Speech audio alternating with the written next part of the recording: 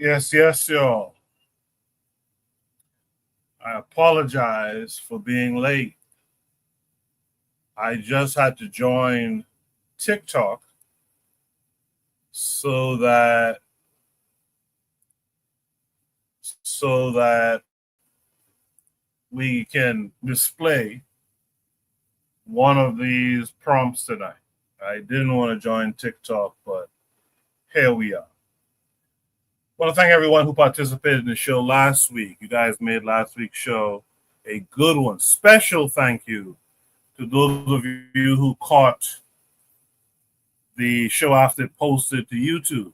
Got a good number of people who watched the show, what they call it, replay gang.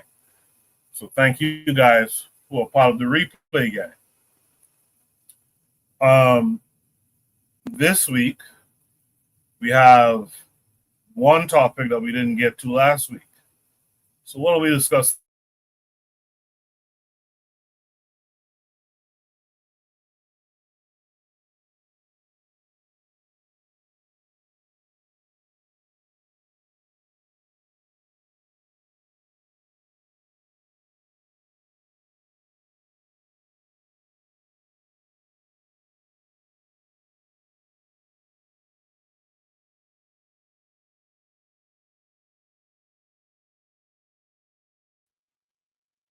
I'm back. Drop a 1 if you can hear my voice. StreamYard did some shenanigans just now. Told me I didn't have any internet access when clearly I'm plugged into the Ethernet. I don't know why it did that. So Trigger Happy 262 Plus in the chat says he can't hear anything. Now he says 1. Okay. So I can be heard now, but that was weird. I was on to kick me off, but I'm back. Like I saw the show said, I'm late because I had to sign up for TikTok. Didn't want to have to do that. Kind of tired of social media, but one of these prompts tonight wouldn't allow me to show the video if I didn't join TikTok. So thanks for that. I guess I'm now a member. If you guys are on TikTok, drop your links, your profiles, and I will add you guys. I imagine you could add people as friends. I'll add you guys as friends on TikTok. I've long been told that TikTok does have a lot of good Pan-African content, so I'll now see for myself.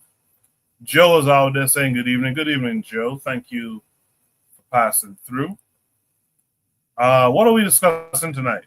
Like I said before I got kicked off, we got one topic from last week and 4 completely new ones. I want to thank everyone who's been posting topics on the Discord. Some of you, though, are still just posting a video with no prompt. So we don't know. I don't know what are we being asked to discuss necessarily. Also, you can post a video that's an hour or 2 hours long, but give me timestamps. What 10-minute interval of time do you want me to show on the show so that we can discuss it? All right. So just those couple things when you post your when you post your topics on there, give me a prompt that the panelists can speak to, and give me timestamps. If it's a long video, give me timestamps. I'll probably watch the video the entirety myself. Give me timestamps for what to show on air. With that said, our topics this week are: is there any indication of our African spiritual recovery while we see the whitening of that space? That's a very, very good topic in my mind. I'll be interested to hear what you guys in the chat and those who join us in the panel have to say about it. We're going to also talk about if Black people had a system of consequences. Very important conversation as well. We need to discuss identity crisis at its best. This one was supposed to happen last week. It says, could white passing be used as a strategy of espionage? warfare for black people. Talk about that. I'm going to talk about the fact that, you know what? A lot of music is just black music sung by white people. We're going to talk about those topics tonight. Shout out to Afro Native World. Afro Native World, I apologize for taking so long to respond to your DM on Discord. I responded today, so let me know. We'll talk behind the scenes, but please accept my apologies. The matron is out there as well, saying greetings, everyone. Provide Triggers is out there. She says she can hear me. She typed 1. Like I said, Joe said good evening. Trigger Happy 262 plus type 1, indicating that he can hear me. So, with that said, let's start the show officially. On the other side of the introduction, I'm going to shoot the breeze topic number 1, as well as introduce any and all of my panelists. So please stay tuned. In the meantime, hit the like button, share the show to social media, and drop your comments in the chat. All right? Stay tuned.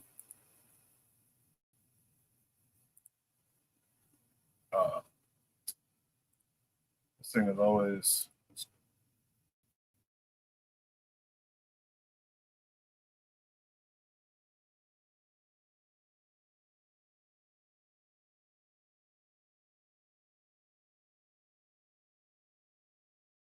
You are listening to the Bitter Medicine Podcast on KWAZ Radio.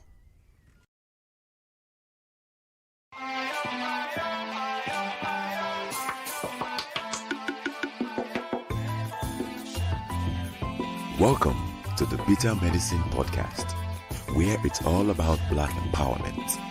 Our show focuses on Black news and entertainment, arts, science, economics, history, people, and strategies that uplift, empower, and motivate Africans within the diaspora.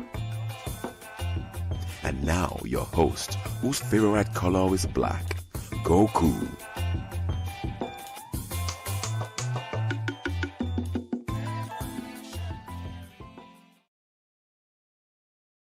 Welcome back to the Bitter Medicine Podcast. I am your host, Koku. Just want to remind you guys before we get the show rolling that this show is part of a podcast network called KWAZ Radio. There are other shows on the network you are invited to tune into. This is D Webb with the Harsh Reality Podcast, asking you to tune in where we tackle the news of the day that affects our community, only on KWAZ Radio. Peace, family. This is Oni, inviting you to listen to the Pro-Black Perspective, where Black problems are addressed with Black solutions.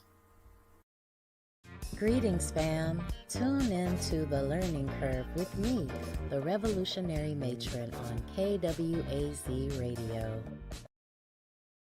You are listening to the Bitter Medicine Podcast on KWAZ Radio. Yes, indeed. Make sure you also tuned in to Brother Bakari at the BBN Black Business Network. Make sure you tune in to Forecast Radio. Make sure you tune into Consider Cheek, Realm in the Bush. Make sure you're tuned into Kofi, the Black Critic. I like to emphasize this. The matron does her readings several times per week. That allows you guys to support several times per week. Give her your ear. Have a conversation with her. Donate to the Cash App as well. Make sure to support her. And support all the other shows on KWAZ Radio. With that said, see Jacadero out there in the chat saying, peace, everyone. Daily affirmations by Pauline has checked in saying good evening. I appreciate all of you for joining us. Right now, I have one panelist with me. It's all good. And I'll be Buana. Buana, how are you this week? I'm good, man. Koku, can you hear me, brother? Yes, sir. I can hear you loud and clear. I'm good. Yeah, I'm good. I'm good. And I second your notion when people say, when you talk about matron and the fact that she reads. I usually listen to the playbacks now, but I'm gonna tell you, her readings are awesome. So while you're doing your work, or if you're on a long drive, just listen to one of Matron's playbacks. You could learn a whole lot about history and different things like that. And what I also have to say this, Jacadero, get your chapati on in backstage right now, because you're not a spectator, so you need to come do your job and contribute for the night. Shout out to Jacadero and Chapati, man. Juan, I gotta talk to you about, if you know, I've been approached about getting some African-centered books for school children, and I'm thinking about 100. If you know how I could get that down there and distribute it from here, let me know, okay? But I'll hit you up behind the scene. Yeah. Okay. Let me ask you a question. Do they have to be hardcover? Because now it is more feasible in using the PDF forms and getting books via that, and maybe sending it to, because all the children, I don't know if they have phones in Africa like that in terms of getting the internet and being able to read. But I found that I have this thing called Kindle, and I am able to download a whole lot of PDF books, and I could take 100 books with me via PDF. So that could be an alternative rather than the hardcover. Just a consideration. Yeah. We'll talk about it some. All right. But thanks for being here as usual, Buana. Jacadero responded from the chat. He said he put some laughing emojis and then said loud and clear. So we should be seeing Jacadero shortly. Until then, though, how about we do Shoot the Breeze topic number 1?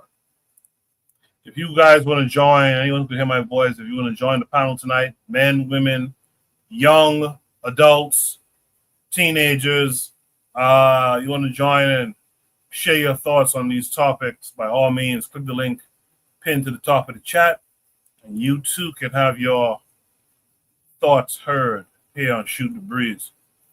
Shoot the Breeze topic number 1 says, is there any indication of our African spiritual recovery while we see the whitening of that space?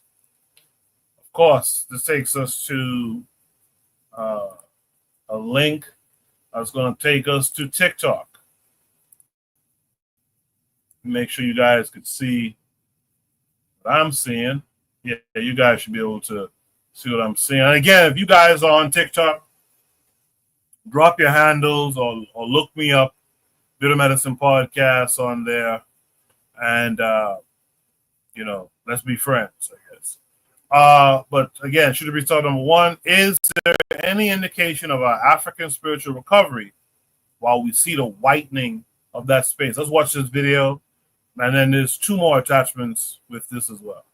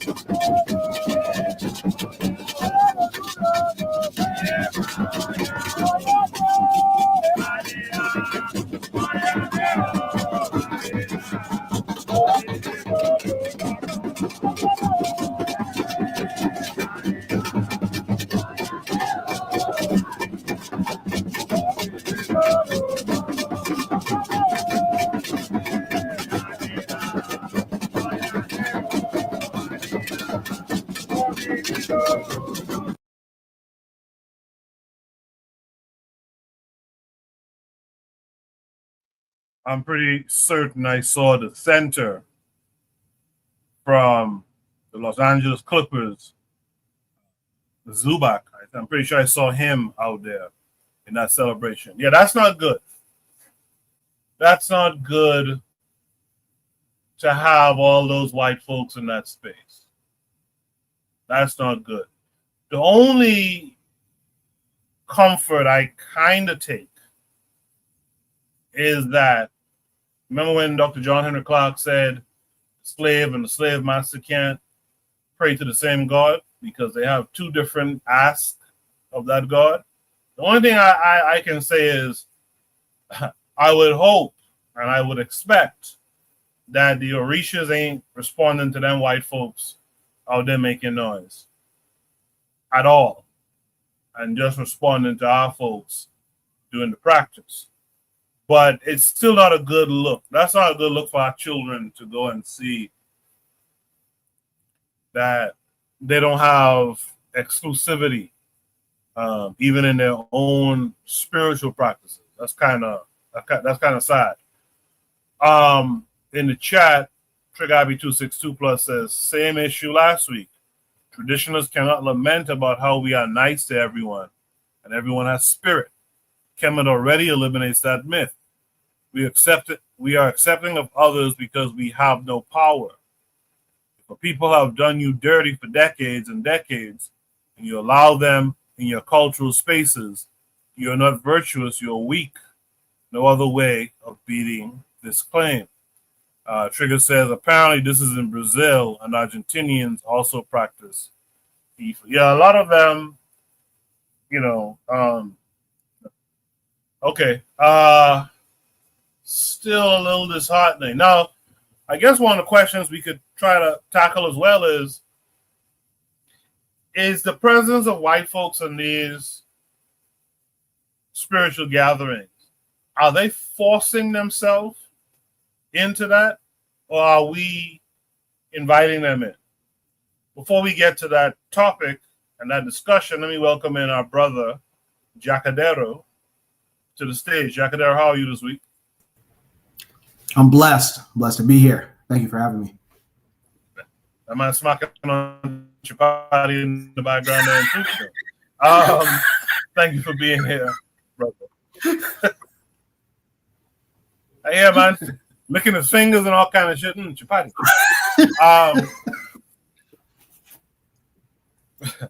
Thanks for being here as always, though. Man, let me start with Buana on this one. Buana, is there any indication that our African spiritual recovery, while we see the whitening of that space? What are your thoughts on that? Well, let me say this. It's interesting. I look at myself more like an African pragmatist, maybe an agnostic, and I get asked a lot of spirituality questions, and then Trigger Happy is have a go at me in the chat. But let me take a crack at it. What I would say is there's definitely a curiosity within young black culture worldwide. There are questions being asked from the traditional religions that many of us have been brought up in.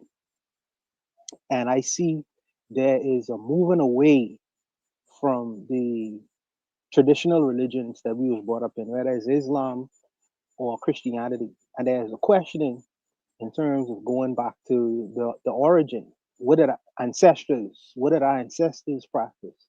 There's a curiosity there. And among our ranks is very slow.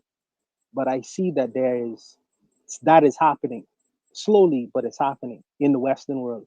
I can't speak for the continental Africans, but I definitely see there is a movement of a lot of people moving away from the traditional religions that they've been brought up into.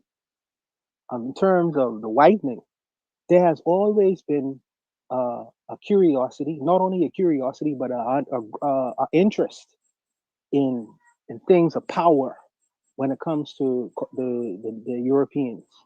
There's always been this interest of power, and though they deny the efficacy of African spirituality, they have experienced is power, or the powerful nature of it, whether it's in being among us in the plantation, and our medicine women or obed men giving them medicines to cure them. That's an unthought talked about thing. You see a lot of Europeans going to Haiti and trying to understand the culture of voodoo because they see power in that, or some kind of efficacy in that. So it has always been an interest, big interest in African spirituality. You see many people even going to continental Africa, white European people, trying to understand the culture of the spiritual practices of of the Babalaos in Africa and the different spiritual men in Africa. They don't talk about it much, and Western media doesn't necessarily talk about it much. But there's a huge interest. It always has been there in terms of African spirituality and practice. There is a great interest in it, great interest. It's just that we have not necessarily been aware of it. So I don't know if there's been a widening of that space. I think that a lot of the Babalaos, because of maybe economic desperation, they tend to liberalize the secrets that many of our spiritual practitioners would have kept to themselves, and maybe made it liberal because of the money interest that you could pay out in learning certain secrets. Now, whether you consider that to be treachery or betrayal, that's a matter for the practitioners, because they would say, well, the Orishas don't see color. They're interested in the spiritual element of things. They don't see color. It's just, the souls, the gods are just interested in the spirit, and that's what they feed on. And so that don't necessarily have to do with color. But I would say the Orishas are confused. The Orishas are confused because all these things come from ancestry and ancestral connection. So when they see Margaret, or when they see Karen trying to open the door to the spiritual realm, they say, "Well, who are you? Who are you?" I'm confused. I'm confused. I'm looking for Jermaine. I'm looking for Jared, and I'm seeing Karen trying to open the doors and channels to the greater mysteries of the world, and I'm confused because you don't seem to have like a ancestral connection to me. So that's where I am with this particular thing. That's what I have to really to contribute on this topic. I don't know. Well, I'll just leave it to Jacadero and any other spiritualists who may have more information, way much more than I would on this particular topic. But Bonner, before you go, not Trigger, Afro Native World brought this up in the chat. He said this needs expansion because the cultural context of Latin America offers no exclusivity because of the embedded culture of the. I always have a problem pronouncing this word, but I know it's based on mestizo. So, Bonner, how would you respond to that? What happened in Latin America is unique, okay? Because in Latin America and places like Brazil, because the state have this thing of, and I ain't gonna say it's completely like this, but multi we are a melting pot. They talk about these kinds of things too. So sometimes you have cross pollination of culture, but I see the most dominant feature in many of these Spanish speaking countries is African culture and African spirituality. You would see a European looking person, even though he may have a black grandfather or black grandmother, something like that. You would see them having orishas in their homes. Same thing in Cuba as well, by the way. You would see the same kinds of things. Someone who looks phenotypically like a like a white Cuban person. Many of these people have African gods in their homes. South Florida is the same thing as well, because of the politics of the country itself, and because they try to go the way of multiculturalism. There's a blending of cultures, but the crazy thing is, what becomes more dominant or most dominant, besides the Catholicism, is the African spirituality that remains like a presence there. They don't talk about it much, but is a heavy presence, in particular in places like Brazil, because so much Africans went there and pushed their culture inside of Latin America and Cuba and many Latin American countries. So I understand that why there's no exclusivity, there's no separation as it is in places like the United States. And even in the United States, you see cross pollination too. You can't get away from it. They can't get away from it, even if they try. Because if you go to New Orleans, you will see a lot of that as well. If you go to certain places in the South, you will see a lot of that as well. You can't get away from that African experience, even with the power of the state trying to impose separate values, and we distinct and we delineate, making demarcations between peoples and cultures. They're gonna still be something to filter over the cross pollination, as I said it before. But that's what I think is happening in Latin America. I appreciate that, Buana. Afro Native World, post your thoughts on what Buana said just now. With that said, Jacadero, what are your thoughts When you about said, the whitening of the spiritual space? I'm sorry, go ahead. when you said the reference to Zubak, I don't think people caught it. I was dying, man. So that was pretty funny there. It wasn't until it was brought in the chat that this. You gotta be a basketball. 100%. So I appreciate it. I see you're on top of your game. Until the chat had revealed that this is somewhere in South America, I was, because I had seen it on social media somewhere, and it did something to my spirit. No pun intended, but it did something, because I was like, what is going on? Like, wait, whoa, what's this? But if it's in South America, it makes sense. One of the things that I come across is that it seems like, I could be wrong, but it seems like, because I only grew up in the Midwest, so I don't know about the South, especially the Carolinas where the Gullah Geechee are, or the Louisiana where, a form or a variation of voodoo is, or voodoo itself. But at least in the Midwest, and maybe even the West Coast, the African spiritual systems that came with the Africans that were brought to North America aren't as carried as heavy into the culture, versus in the Caribbean and South America, it's alive. It's literally alive. There was I don't watch Kai Cenat, but I had caught a clip of one of his live mafia streams where he was in Brazil and he was attempting to buy, he was just strolling through a favela, and he was attempting to get directions, basically just get the crowd and the people watching entertained. And there was a lady that was selling whatever she was selling, just a street vendor.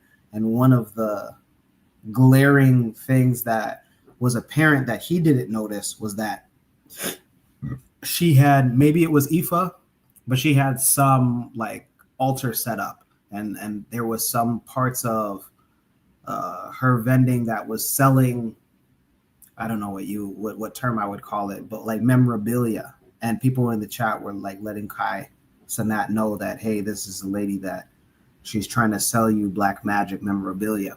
But nonetheless, I say that to say it's alive in the culture, versus in North America, again, unless you're in the South, like the Carolinas or Louisiana, here in the Midwest, it's not alive. It's not alive. So it makes sense that it's in South America.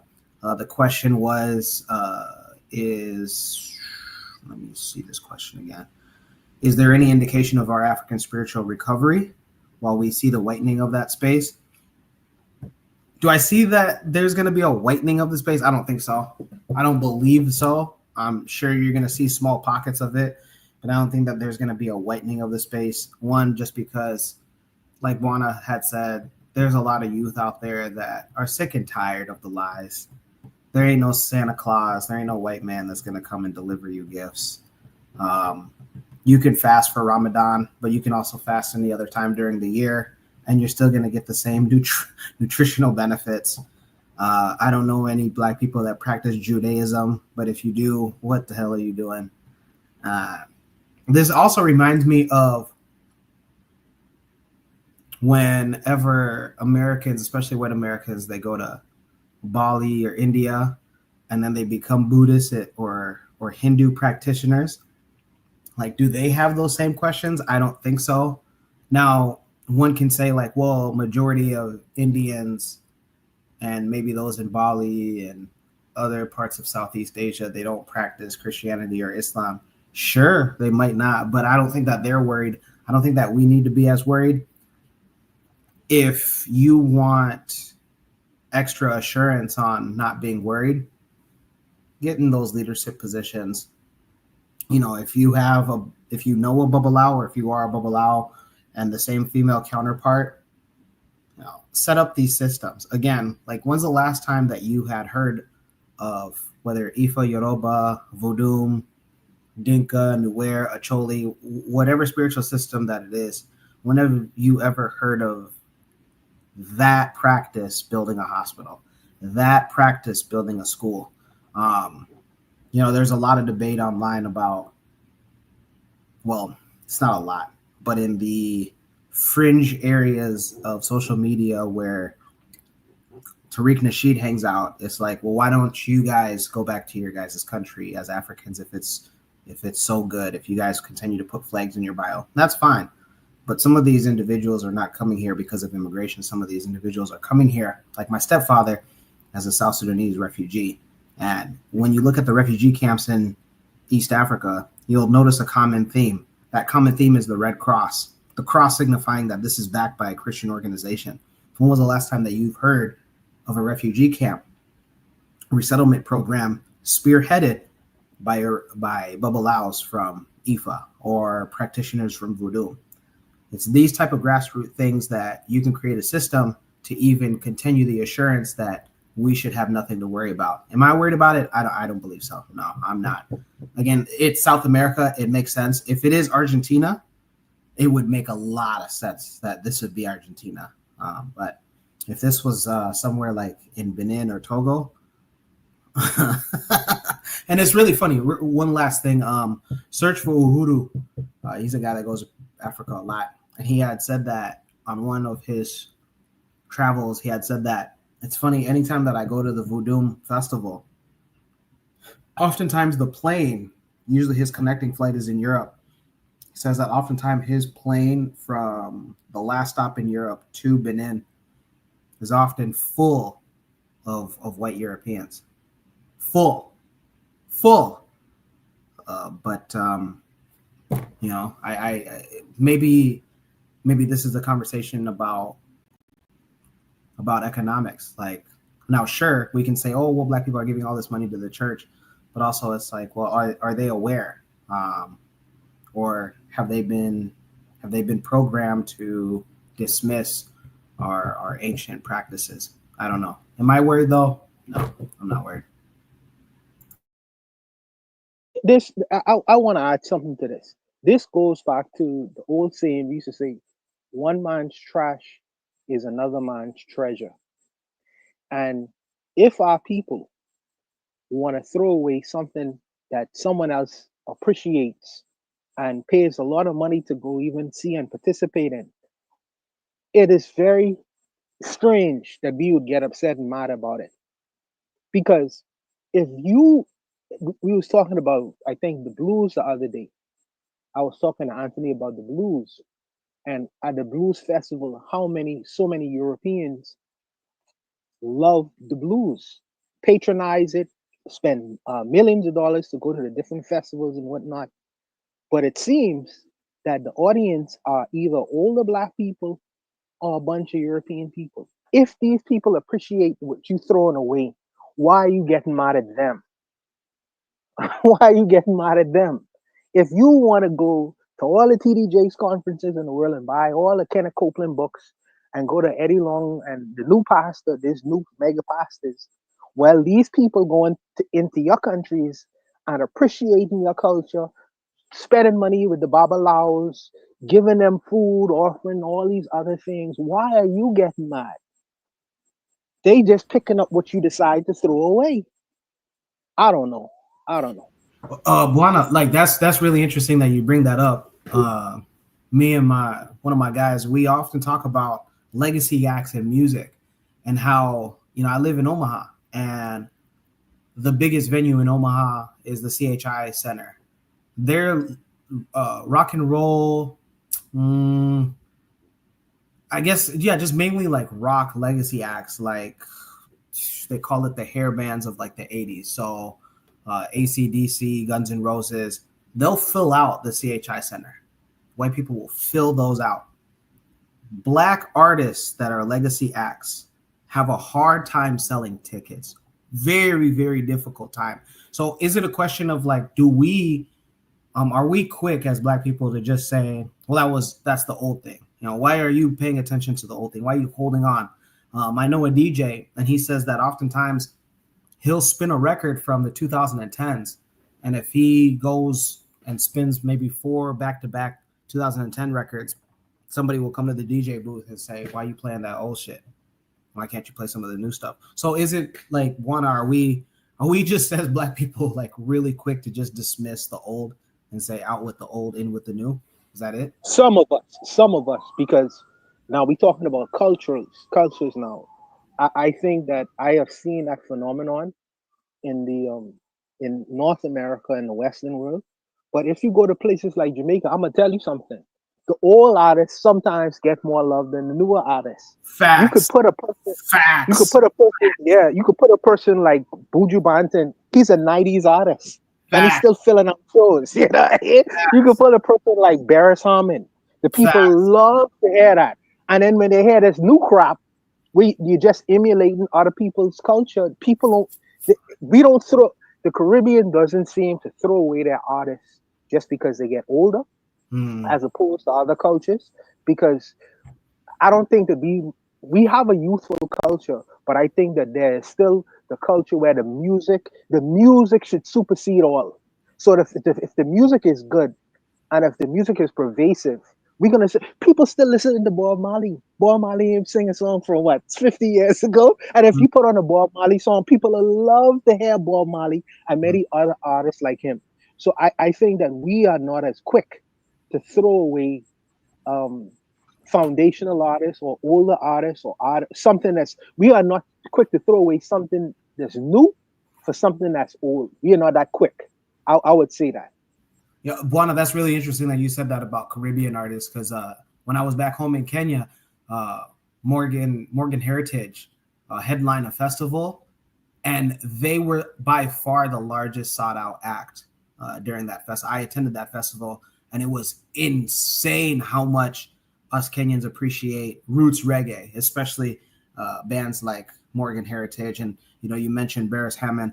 And for those that ever want to go to Kenya, please, I encourage you to go. I encourage any African Americans, African Caribbeans, anybody all over, Afro-Brazilians, please go to Kenya, move to Kenya if you want. One of the things that you'll pick up is that the average Kenyan club that is among the best clubs, the last half hour of the night is dedicated to roots reggae. So I actually agree with you on that. I've seen that firsthand, Buana.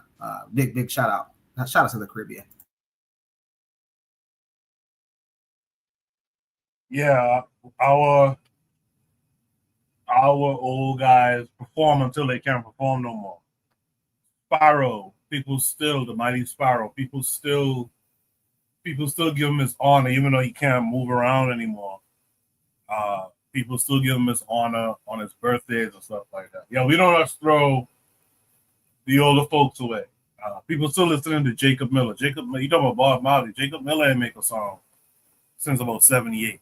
Right, so Coco, what Ronnie Butler was singing from his wheelchair.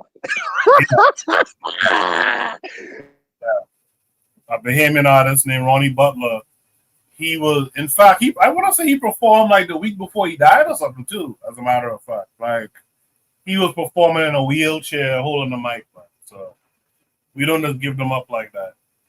I want to point y'all's attention to the screen in a second, but first, Trigger Happy says, when you don't have institutions and don't keep and maintain the past, the ancestors, then you will have the phenomenon of a youth culture dominating. Anthony McPhail is out there in the chat saying peace to me and the panel. Thank you, Anthony. Hope all is well. So there was a response to this video. and I wanted to share. It was one of our own people here. I'll read and you guys can figure it out. It says, for anyone reading this, there'll be gullible black people who will say that because these are descendants, they should be accepted and respected. But this is the problem with black people. Black people have no survival thrust at this current moment. They don't see the chess moves white people commit. People often argue that white people want to mix out because they want their kids to be melanated. But if their kids remain melanated, they don't exist. I would argue that white people want a world in which they can still be white and exist to withstand the sun enough. So like an octoroon or quadroon situation. So they essentially want the genetic codes and culture of black people just enough to sustain themselves. And this video is a great example. Argentina got rid of most of its black peoples, and guess what is one of their storied cultural products? Tango, made by black people. CR7 is an all-time footballer, and he is an octoroon. I'm of the firm belief that he wouldn't have his abilities if it were not for his ancestry from Cape Verde. Gullible black people will accept them, not realizing that constantly accepting them is leaving a precedent of whitening while you don't exist. There are constant historical examples of white people using mixing as a means of getting rid of a population. They do it enough so that they can tan in the sun, have some curly hair while practicing the African culture. This has a second prompt. Share this with you. Or they can still be white and exist to withstand the sun enough. So like, okay, I guess I read this before. Hold on, let me see if there's any new. Ultimately, African spirituality will not survive if it doesn't have strong political and militaristic consciousness too. And this consciousness existed before if you study ancient African history. So it's no excuse for Yoruba people or any other black people to accept this if they are aware enough.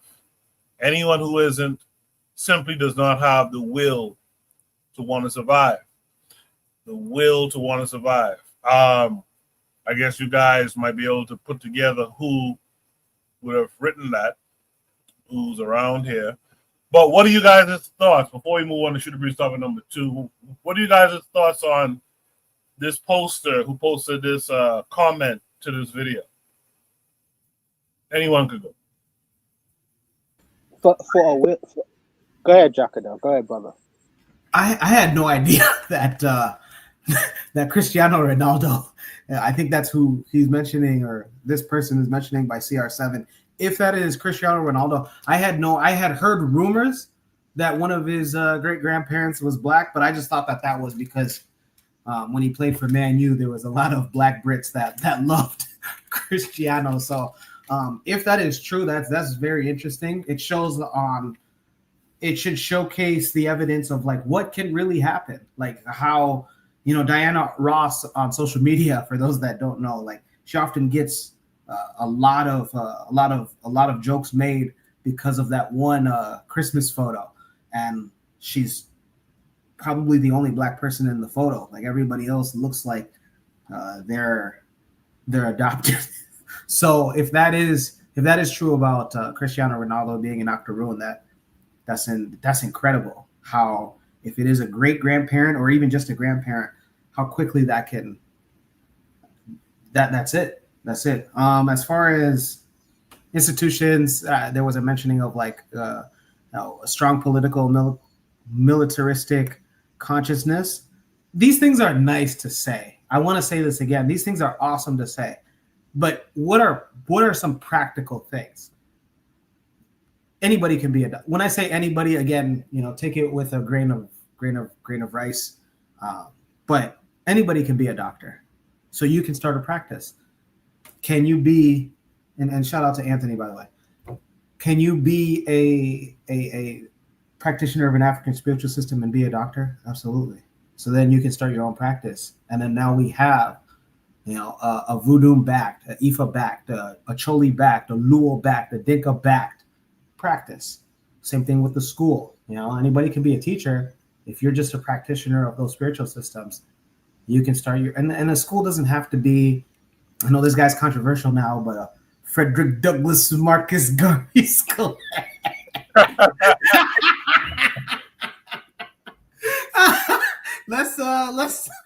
Let's not get into that slippery slope, huh? But you don't have to be a quote unquote or an alleged grifter. You can just be anybody and become a teacher, get a degree, and then just start the school out of like your house, or just pick up a storefront. I say pick up, like somebody can get a bank loan. But if you have the means, you can do these things. And then now we have a practitioner of those that's backing an educational system. And then it goes on from there. These things are nice to say, but what are some practical things? People want instruction on something that they can do tomorrow, that they can get started right away. And those things that I had talked about, it's awesome. Only last week he said something about like the poor white boy will go to Southeast Asia and become a Buddhist. But when it comes time for running for political office in the United States, they drop that shit immediately. Like, hey, what the fuck are you doing?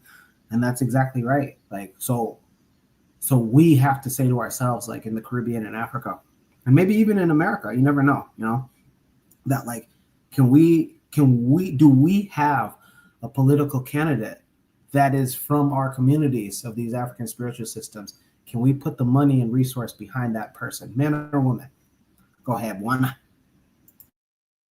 Yeah, my belief is when I read this, it seems like the person who wrote this, when they talk about the intention of what the white man or European man wants to do in terms of the whitening process, how I extrapolate this is there is no agency with the black person, and what his intention is. Where there's a willing buyer, there must be a willing seller, or where there's a willing seller, there must be a willing buyer. If a person have an intention to create a whitening process, or trying to use my genes, genetic genes, right, to make his situation more advantageous to him, I would have to participate in that process, unless via means of rape, or you trying to impose yourself. We ain't living in that century today. But whether you trying to force me to give you my genes through grape, I won't, even if that's your intention, I won't participate in that unless I am willing to do that. So you have to get me to exercise my own personal agency. I was watching something earlier today with Serena Williams.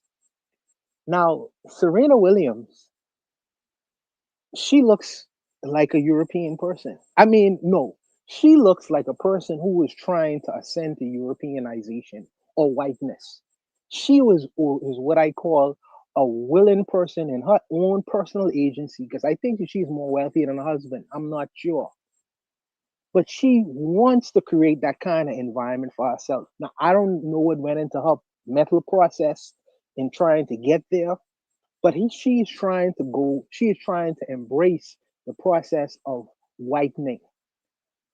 And it'll be we'll see what the result of that is, or consequences of that is in 30 years. But there are many people who are not trying to buy into the whole whitening process. Black people have their own agency and they must be able to exercise that. I want to see my great grandchildren to look like me. I want to see that there are many other brothers who feel the same way. So they will date, marry, and have children with other black women. So whether that is the scheme of the white supremacists to have this idea of creating this class of people, there must be agency exercise or willing participant to embrace that idea in moving forward and trying to create that experiment. And unless that is there via grape, it's not gonna happen. I don't see that happening. Not now. Maybe back, a few years ago, I think that the DR, I think that their president had a whitening process. He did actually have that. That's why Dominicans say me no black and stuff like that. That's why they have that idea, because they had a whole structure behind it. But they was using the state and force to really remove that black culture or black experience from that particular country. Argentina did the same thing as well. But I don't necessarily believe that we are in that scenario right now. And if we are, I would say that there must be agency for black people too. We have our own intention. So what do the black people say when the white person, the European person say, well, I want to create a whitening process and I want to use your genetics to buttress myself into the future where I could do certain things I wouldn't do because of the sun is not kind to me. So we could just stand there and just not say nothing, just have children, and we're gonna just have children with Karen and Brad. We're not. I don't think so. I don't think so. So I I don't know. I don't necessarily agree with some of these comments, because I think that there should be agency involved with the black person as well, and that's not necessarily discussed here.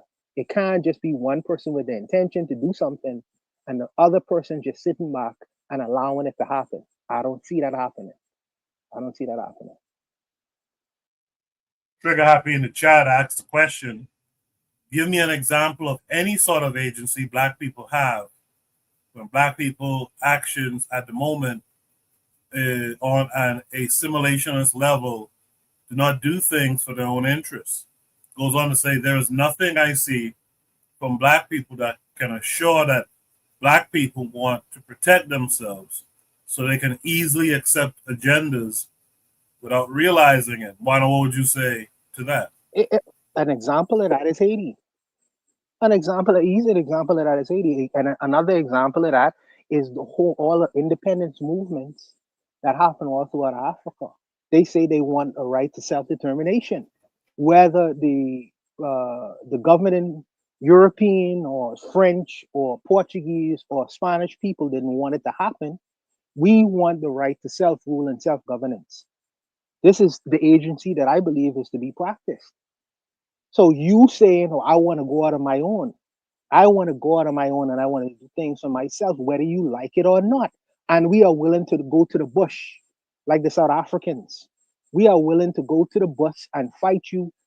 You say Haiti's in the past, but what about Burkina Faso? Ain't we talking about that every other week?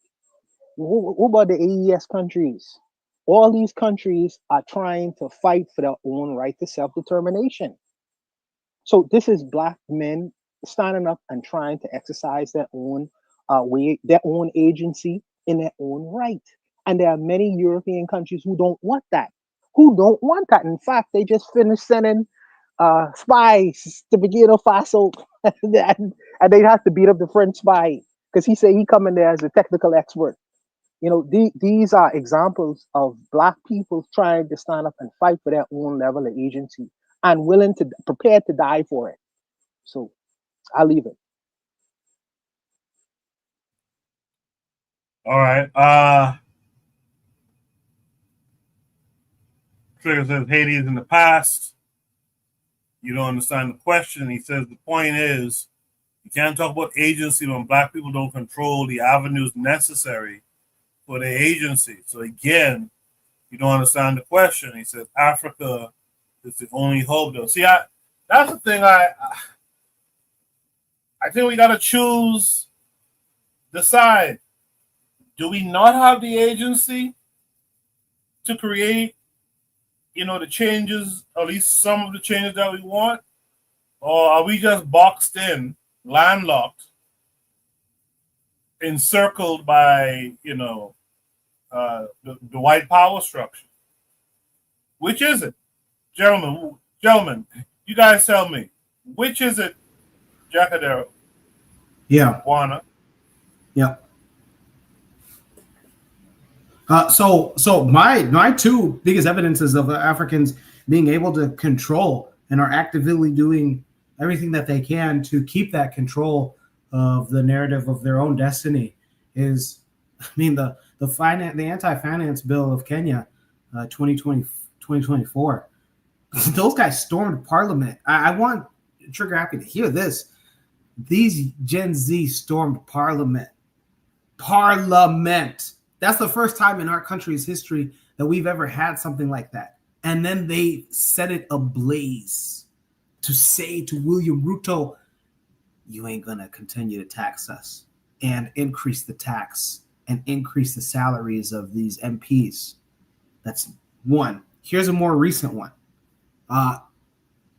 Last week, it was reported among several news outlets, one of them being the AP, Associated Press, that South Sudan and Israel were in negotiation talks on resettling Palestinian, specifically from Gaza, residents from Gaza, into South Sudan, into an area. I'm not sure. I'm not too familiar with South Sudan, but there was such a social media uproar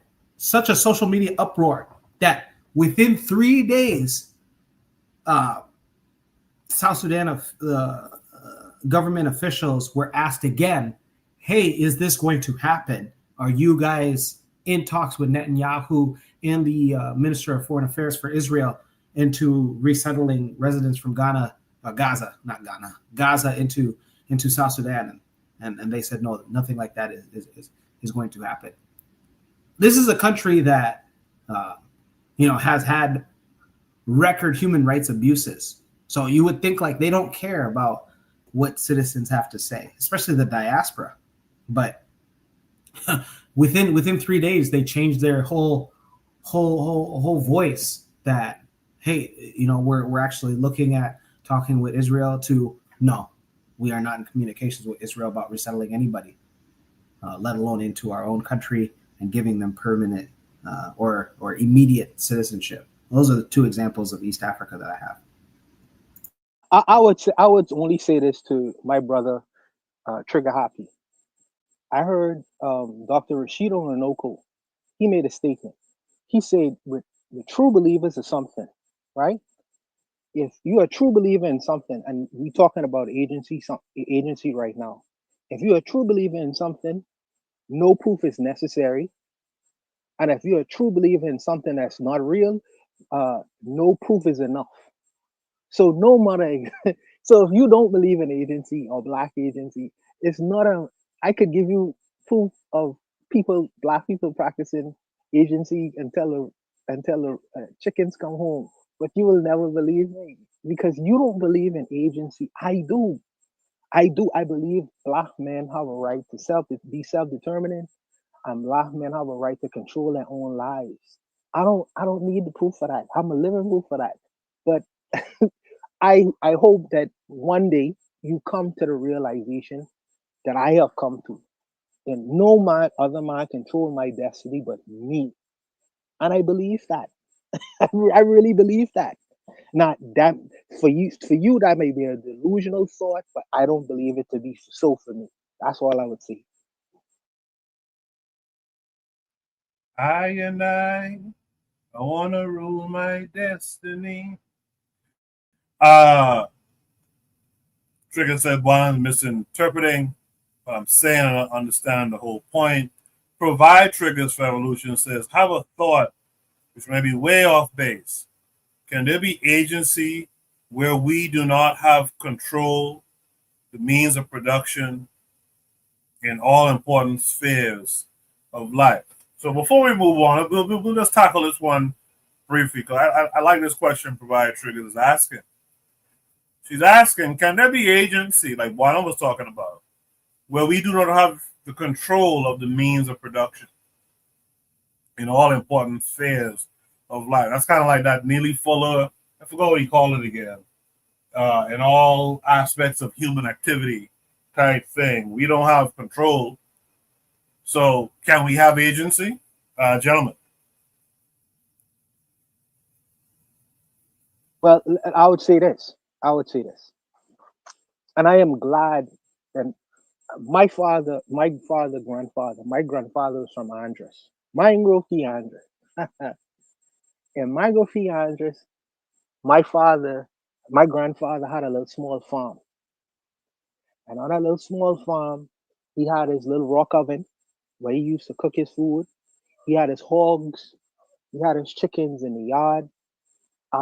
He built his home, whether it's a small one or whatever. He had his own outhouse. He had his access to the sea. He had his own water supply. Now, I didn't understand the reality of that until I am a man now. Okay? So all the means of him providing sustenance for his family to grow three children, he had the ability to do in the situation he was in. In a city situation, the scenario is different. Things are more provided for you. You don't have to cut the chicken head off. You could go to the grocery store and buy it from them. Yeah, the means of you to getting your product for you to exist and to live is provided for you via the government. So I have had the experience of lack of government intervention and the experience of if the government is there providing all these little small private enterprises to make your life a little bit better, well, which we perceive as a little bit better. These are two different things that are currently running through my head. Whether one is better or the other, that's for the individual to decide. But I think ultimately at the end of the day, I think that all aspects of human activity as provide triggers is suggesting. I think that we have to eventually get to that point. I don't think that we're there yet, but I think that if we have it in our minds to do it, little by little we'll get there. Little by because you have to understand the situation many of us are currently in. So there must be an interest first to do that, to break away from, to become independent, to do all those things that you're talking about. And little by little you will gain the ability to do all them things you're describing. But currently, right now, I don't think that that exists. But I think the will have to be there first. The interest in doing something like that have to be there first, rather than being so heavily reliant on others to provide the simple things in nature: food, clothes, and shelter. You understand? But I'll leave it there for Jacadero to go. I appreciate you leaving it for me, but I don't know how to answer this question, so I'm not gonna act like I do. But everything that you said, Buana, it sounds good. Sorry, man. Let's go to shoot the topic number 2 for time's sake. Good discussion, but very good discussion. But let's go to shoot the topic number 2. Shoot the topic number 2 says, if black people had a system of consequences, this woman would not be allowed to come to the family reunion. Why are we afraid of this aspect of power? This is referring to a tweet. Let me share that with you guys.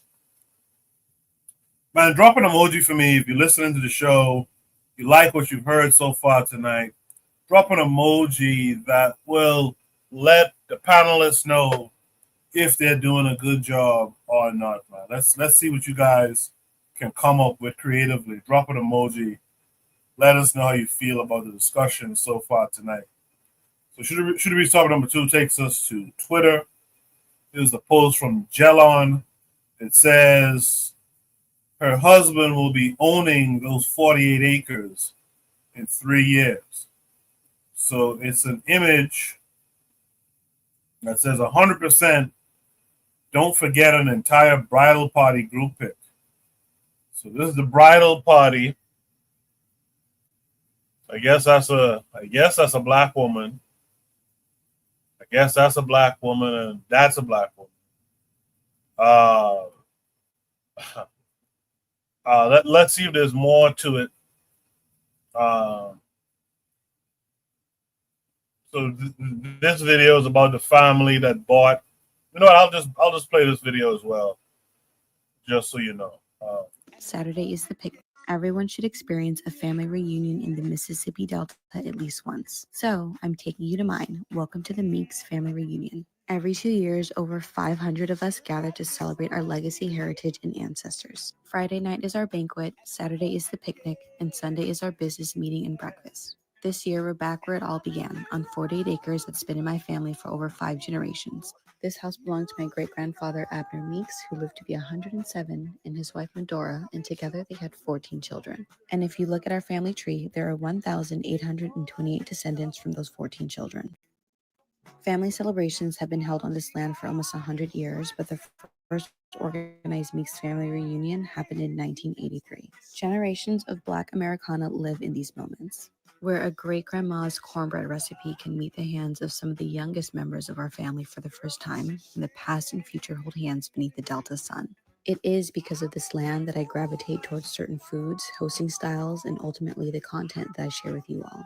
Because in every line dance, every pair of cowgirl boots, every big pickup truck, fish fry, and slice of caramel cake, and every gallop of Cousin Nick's horse Stack, yes, his name is actually Stack, there's a deeper understanding of my identity and proof that love can be passed down from one generation to the next. I feel so proud to know that my daughter is a new little leaf on a family tree that doesn't just remember our lineage, but protects it, preserves it, and pours into it.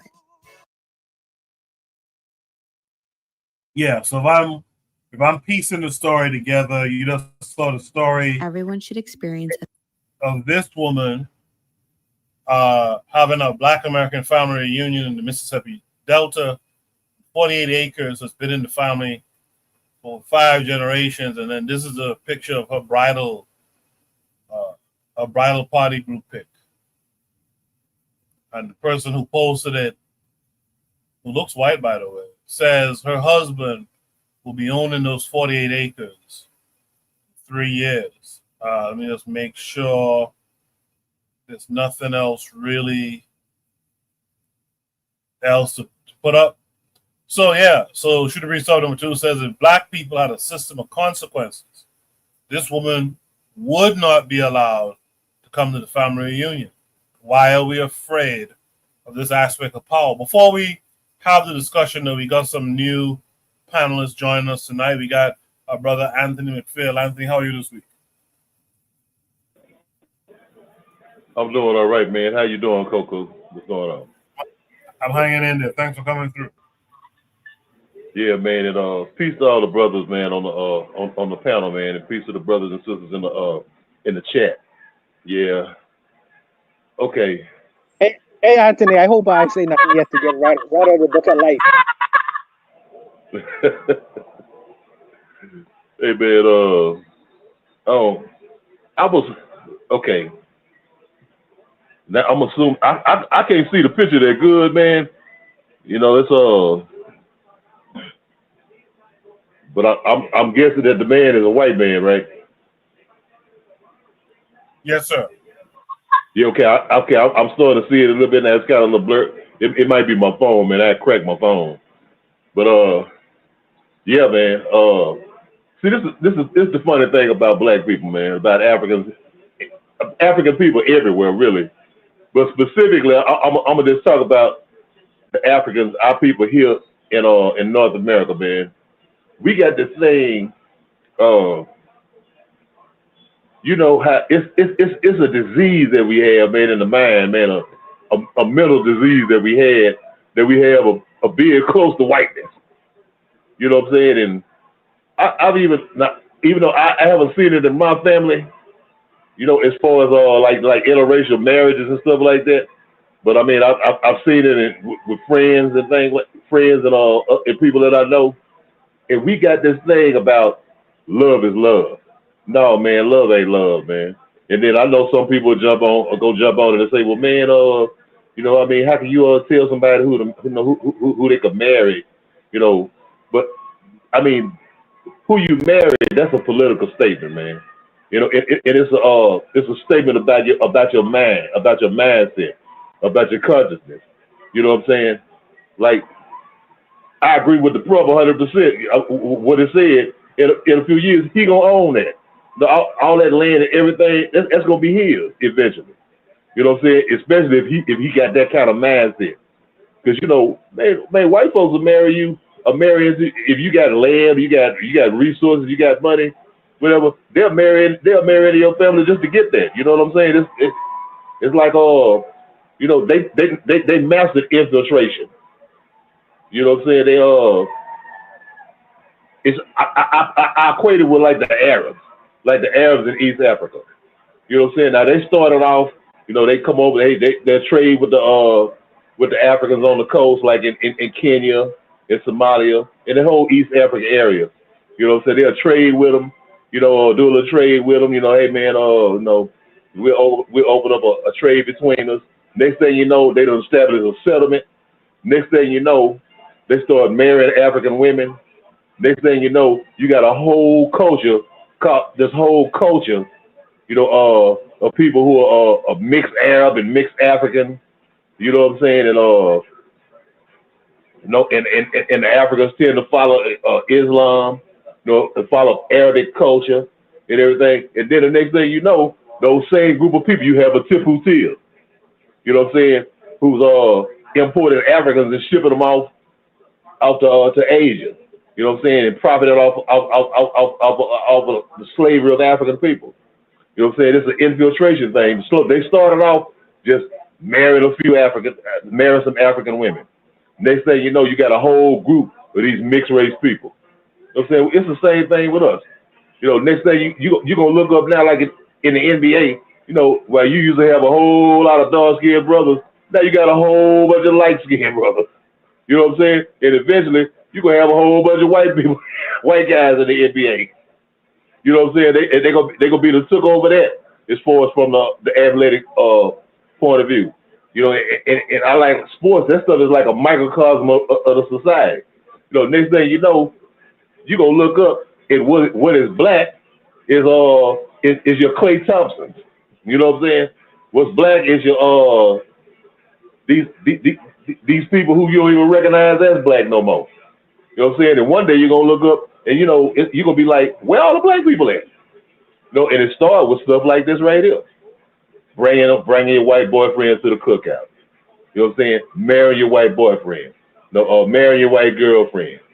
You know what I'm saying? Next thing you know, you can wonder where we at, man. You like Dr. Clark said, I could imagine Africa without Africans.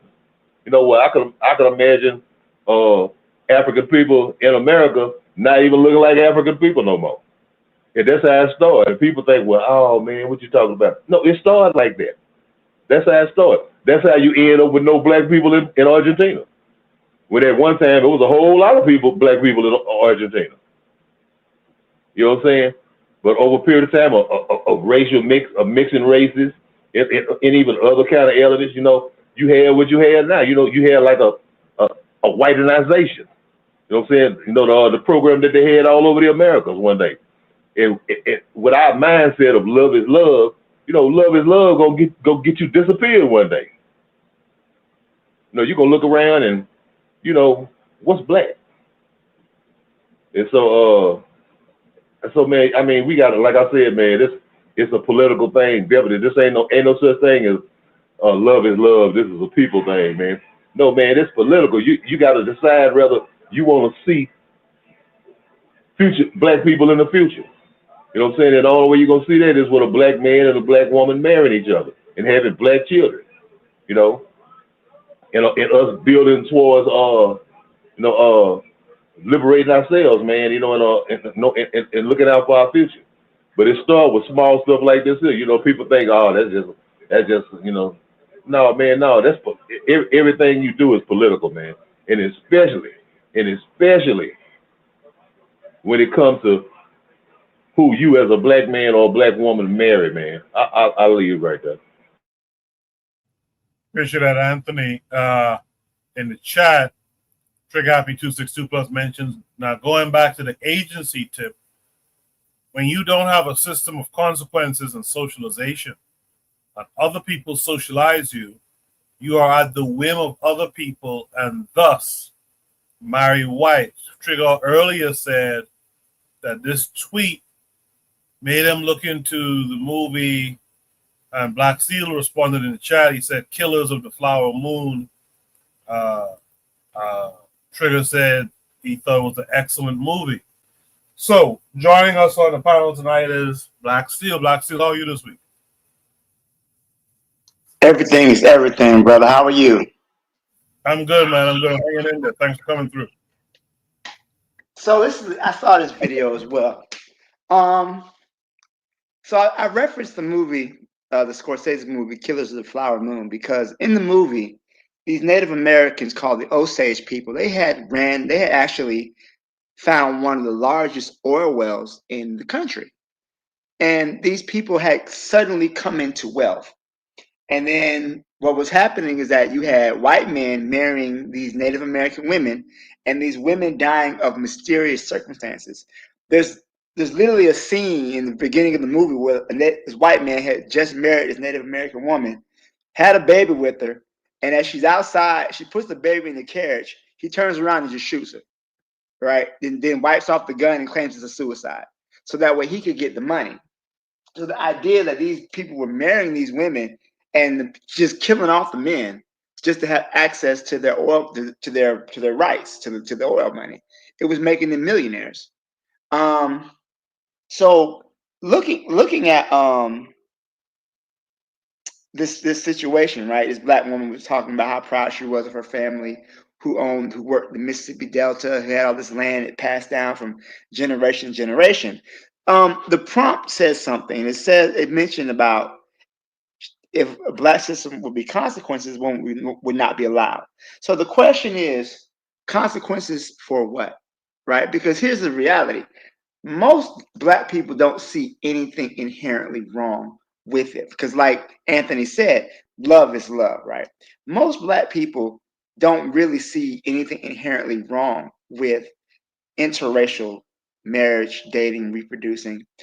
And truth be told, the numbers that it is right now, it's not really, especially as far as black women. Black women tend to stay within the race.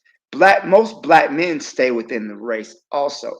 But you have a small but a very loud vocal minority who really push this, right? And you'll see some black celebrities going out here and having kids with white women and Asian women and Latino women and having these mixed race kids. But most black people stay within their race. But I do say that, you know, black people do not understand that we are in a conflict, right?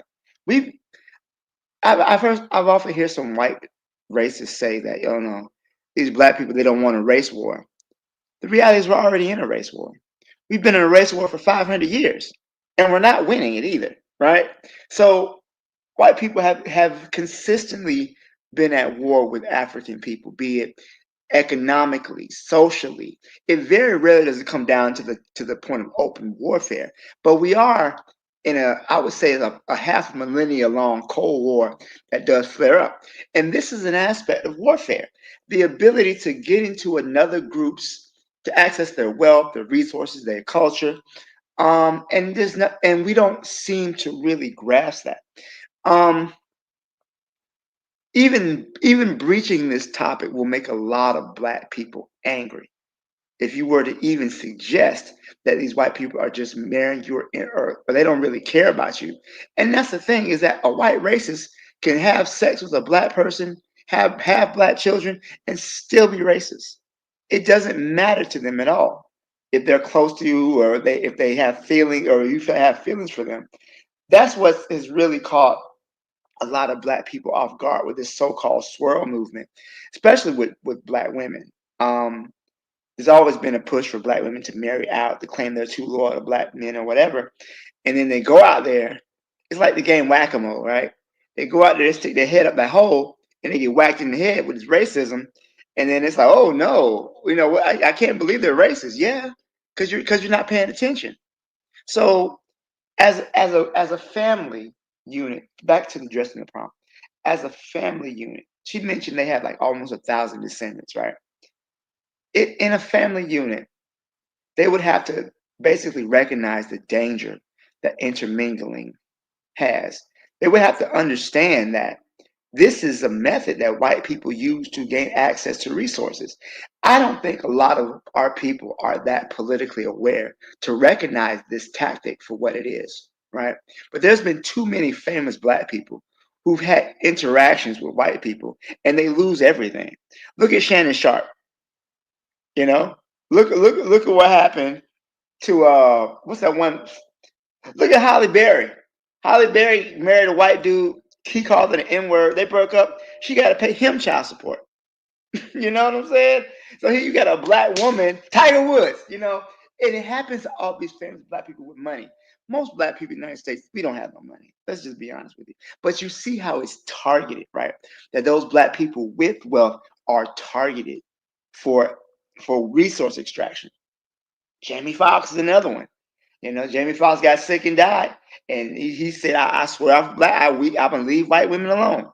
He get healthy again. Where he at? He got a car full of white women. You know what I'm saying? It's snowing. If it ain't snowing, he ain't going. But I just feel like we don't recognize this as a threat. I think that overall, black people do not see white people as a threat to our very existence, right? So because we don't have this threat, we don't identify the threat, right? It creeps up on us all the time, right? Now we can see other black people as a threat, no problem. Another black person entering the room will have us ready, go into a fight or flight response. But with white people, for some reason, because white people have the greatest PR in history, white people have been able to rebrand themselves in such a way that we don't inherently see them as dangerous. And that is, I think, the danger. Trigger happy white people don't want to get rid of black people. That's not their goal, right? White society, Western society requires an outlet for their aggression. That's kind of something Barimba Ani talked about in Yurugu, that Western society requires a scapegoat. Their culture has high levels of aggression, right? And that aggression needs to be taken out on somebody, right? If they didn't have anyone to take it out on, they take it out on themselves, which would destroy their society. Right. But that's why there always is a need for like a cultural other, like a release valve. They don't have a desire to get rid of black people. That's not what they want to do. They want black people to be close at hand where they can abuse us. They don't want to let us go. They don't want to let us thrive. Their idea is that when they have, as in right now, America's in an economic downturn, they want somebody to blame. It's the immigrants. It's the blacks. The crime's out of control, so on and so forth. And that way they can justify their aggression towards us. So I think I've said my piece. I'll go ahead and let the other people in the panel talk. Thank you so much. Good stuff, Black Steel. In the chat, shout out to Brother Bakari. He says, North Carolina is horrible with interracial dating and marriage. If you guys remember last week, Brother Bakari was in North Carolina. He was telling us about how it looks out there. And there's a continuation of that still fresh on his mind. North Carolina is horrible with interracial dating and marriage. Shout out to Musings and Bloom. I know I've seen you here before, but it's been a while. So I don't know if to say brother or sister, but shout out to you for being here. Musings and Bloom says, I must say, the baby boomer generation did a terrible job by failing to pass on a black consciousness / radical tradition to their children. These kids are a product of liberal / assimilationist ideology. Musings and Bloom goes on to say menticide is in full effect, and social media has either made it worse or sheds light on how deep the ongoing accelerating genocidal campaigns against us. We have become people with minuscule survival skills. Nuisance coming in hot. With that said, let me hear from Jacadero on this. Jacadero would say. So I had seen this. I had seen the video clip on TikTok, and I had no idea that if this is her and this is a picture from a wedding ceremony, that this would be it, because she seemed really proud. That was one of the things that drawn me to give a like to the video clip from TikTok, was she seemed so proud, really, really proud about the family reunion and the land that her ancestors left her, and especially the number. She has the data. There's over 1,000 descendants from that one union. It's fucking awesome. Yeah, it's likely that the ownership, if she has ownership, again, if the ownership were to transfer to the husband side of the family, it would have to already be on her, just because, she's making a TikTok video. That doesn't necessarily mean she has ownership. And this goes back to politics. It's like, who amongst you has the wherewithal of what is the best for your group? In the African traditional setting, it's usually the chief or the council of elders, and then they make those decisions.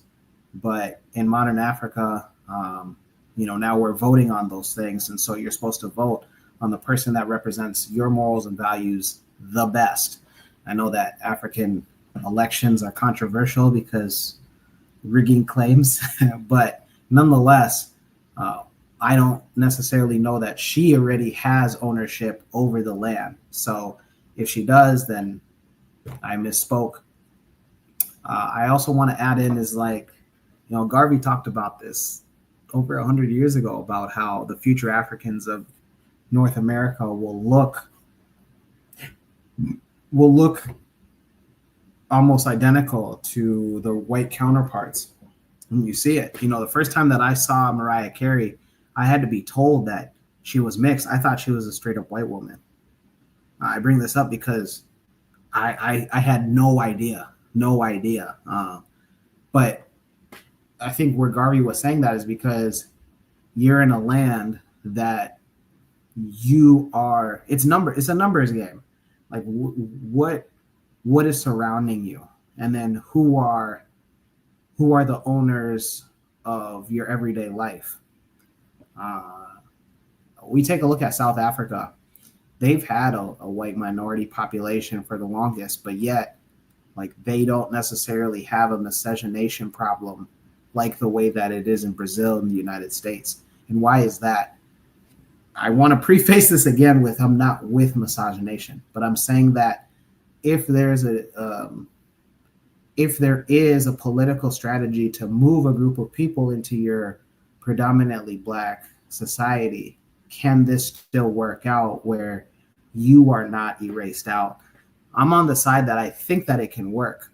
If Israel and South Sudan were to make that agreement and send Gaza residents into South Sudan, I don't think that, in 100 years or 200 years, that South Sudan would look like Sudan North, Khartoum, Sudan, and then you just have an Arab African admixture that is the majority dominant. No.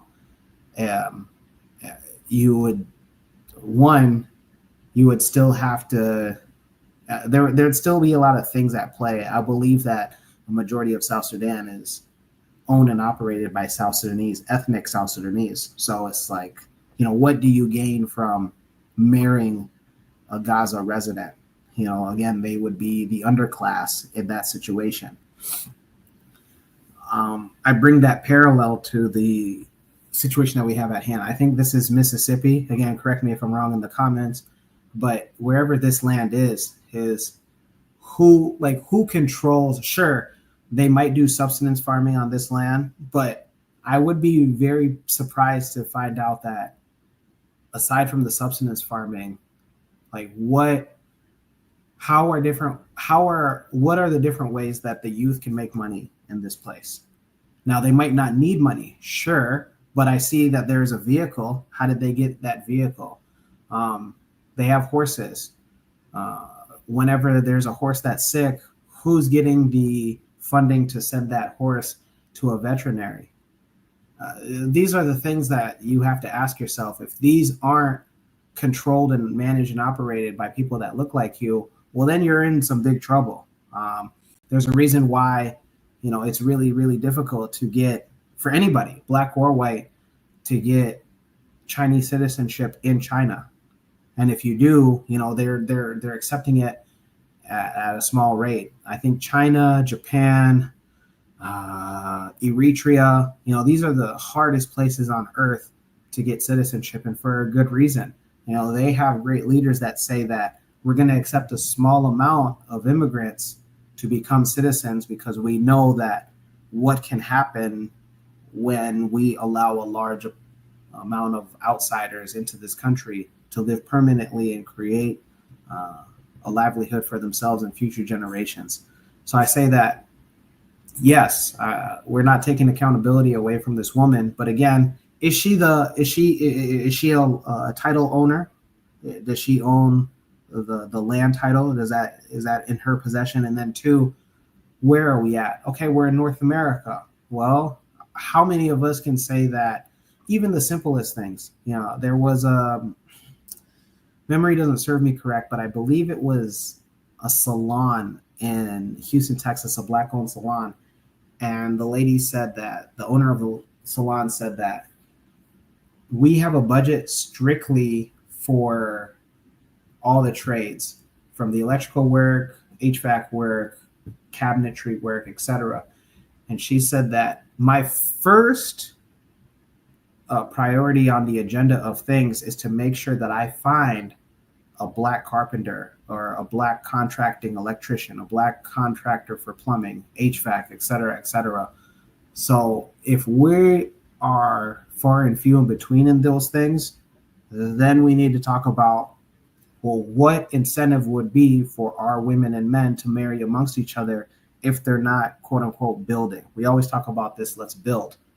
What have we built, so that way that there is an incentive? Because yes, marriage is a political statement, but it's also a socio-political statement as well, meaning that, what do I gain from this? What do I gain from marrying into your family? What do you gain from marrying into my family?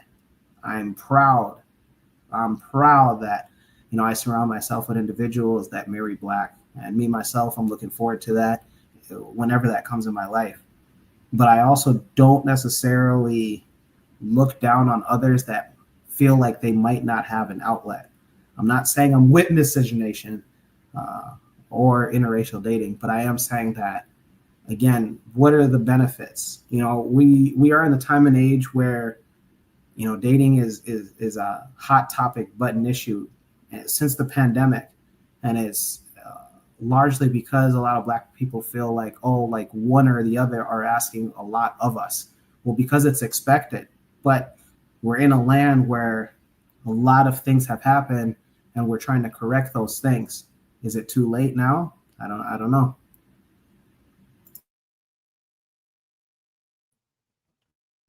So let me disagree with you on that. I'm sorry. Go ahead. No, just quick shout out to Cheryl in the chat who asks what the F is going on here. So in this video that's on mute right now, this is a quote unquote black woman showing off the 48 acres that's been in her family for some time, and they're celebrating at their family reunion. Before this video, though, there's a post with the same black woman. If you look closely, the same black woman is in this bridal shower pic, married to pasty white boy, with other white boys involved in the ceremony. And the person who posted this, Jellen, says her husband will be owning those 48 acres in 3 years. So that's what we're discussing right now. I know Black Steel want to say something. I think Anthony wanted to say something. Before I go to Buana, let's get Black Steel and Anthony, and then I'll set up Buana. So when you say Jack and Darrell talk about black people building and whatnot, black people have always built, right? But whenever we build our things, it gets destroyed, right? So to me, it's always funny whenever I hear these, and I'm not talking about you, Jack and Darrell, personally. I know you said you're not a fan of the swirl, whatever. But whenever I hear these black people talk about how things are superior, white women, black men, white men tend to have more money. They can give you the soft life and everything else like that, right? But then they'll turn around and they'll date a white man that's nowhere near. I see some of the white men that black women date, and they're just white color. Every negative stereotype about black people, but in white, right? So they're not dating them because of any economic. They're dating them because they're white, because proximity to whiteness is value. right? They would literally see a black man who has every checks every box they want, but because he's black, he's automatically less. A lot of this interracial dating is not about being in love, but about proximity to whiteness, right? Because every negative stereotype about black people, they have embodied it. Black women are loud, they're argumentative, they have a whole lot of kids, they're fat, they're this, they're that, and then they'll turn around and get a fat white woman, right? Or black men are abusive, they don't take care of their kids, and they don't want to marry black women, and they'll turn around and marry a white dude who does the exact same thing. Because the idea is that they are white. Therefore, their whiteness elevates them. So it's not so much, oh, some people are building, some people are not. Because a lot of white people ain't building shit. You know, a lot of white people are struggling in this, but because they are white, right? A lot of black people deal with a lot of internal trauma, right? And that's real. That's a real fact. Being black is not an easy thing. It's not. From the moment you're born, from the moment you come, from the time your mother is carrying you as a baby, you're dealing with all type of racial microaggressions. You come out the womb, you're being told that your hair is bad, your skin is bad, everybody you know is bad. All you guys do is commit crime and don't take care of your kids, yada yada yada yada. And is it any wonder that black people internalize that? And they feel like, you know what, maybe if I could just escape this curse, this blackness that I have, maybe it would be better. And that's kind of what they do. So it's not so much about who's building what, who's not building what. It's just about, hey, how can I escape blackness? Is really more so than it, because they'll get a white dude who's not building shit, you know, and they'll build him up. We've seen a situation where these black women are dating white dudes, and they're the ones footing the bill. They're the ones paying for the dinners and the vacation and everything else like that. But a black man could never get away with it. They'll date a nerdy white man before they date a nerdy black man, and I've seen that personally. So I'll stop there.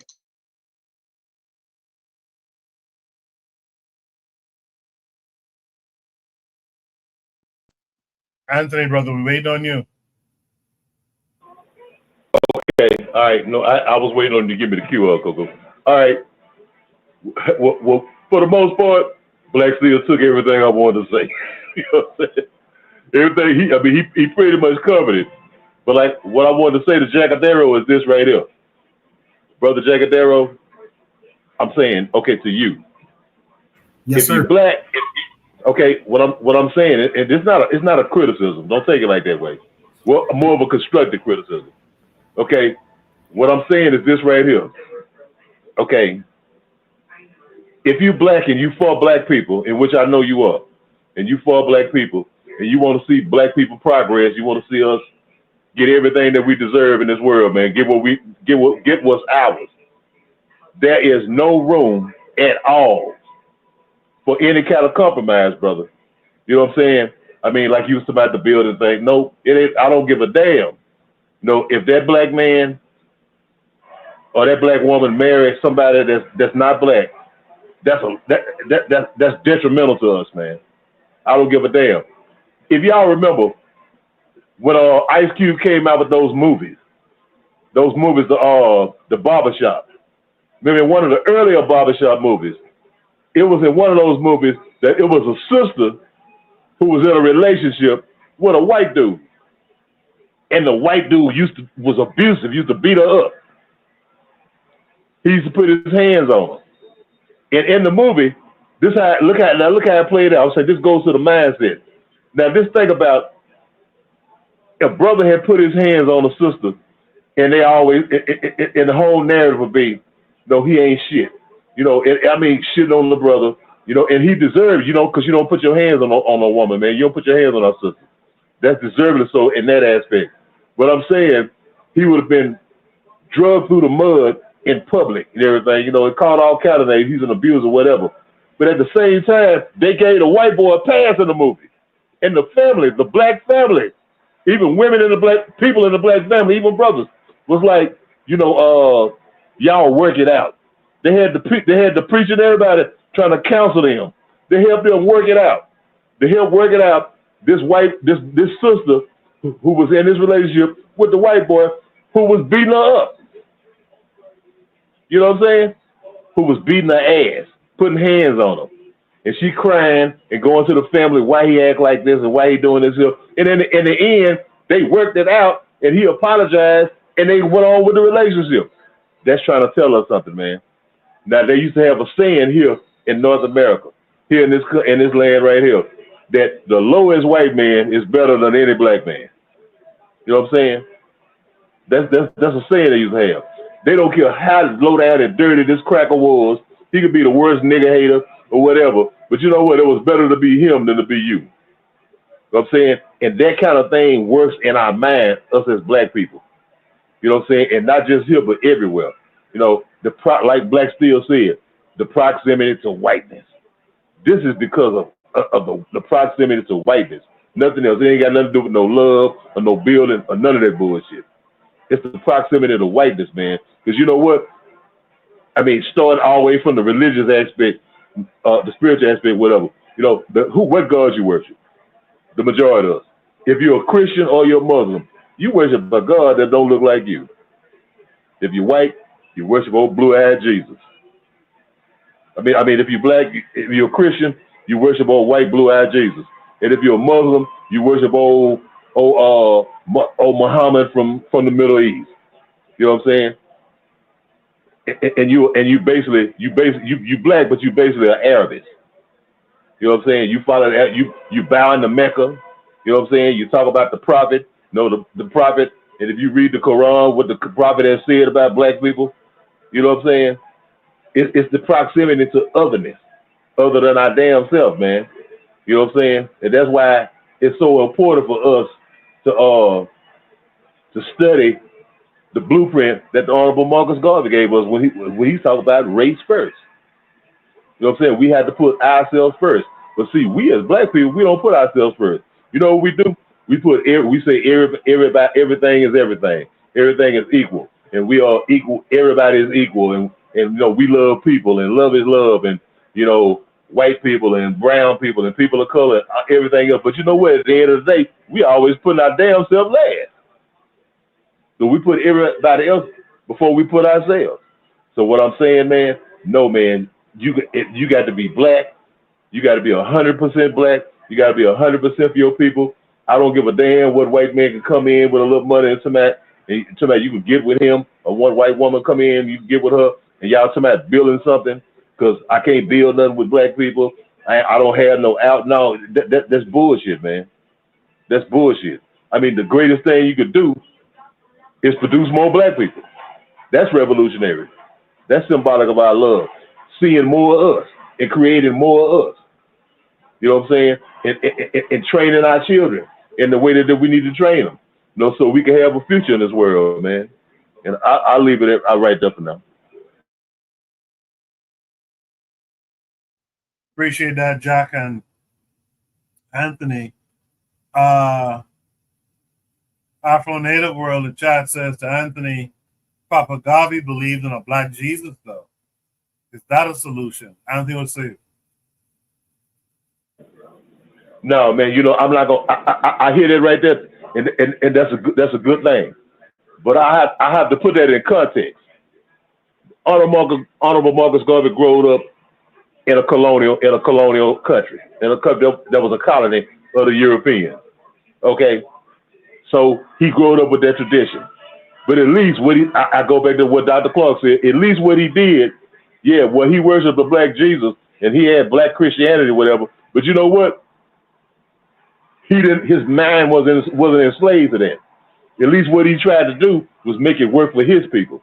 Okay, now, yeah, I'm against the Christianity thing. That ain't my thing. You know what I think he missed the mark, but we ain't gonna judge him for that because we're gonna put it in context.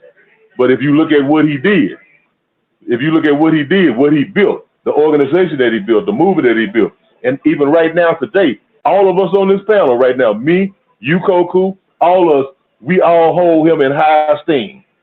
We don't hold that against him. You know what I'm saying? Because we know what his real intention was. We know that he had to reach people, and he knew that the majority of us in the Western Hemisphere was what? We Christians. So he had to meet us where we was at. So that's what we're gonna look at. We got to put it in context. We can't just say no, put it out there. And I respect the question. I respect that the statement by the brother. He's 100% right on. But you got to look at what he did with that. Okay, yeah, he believed in black Jesus. Okay, yeah, he believed in black Christianity. But what he did, it's because of him that inspired a lot of African leaders on the continent and in the diaspora to go for their independence. You know what I'm saying? I mean, it was his teaching, his philosophy that influenced a lot of our ancestors. You know, in the African liberation movement. So we got to look at it right there, man. Let's don't judge him for that. Let's judge him for everything he did. And we know one thing, that the Honorable Marcus Garvey was 100% for us.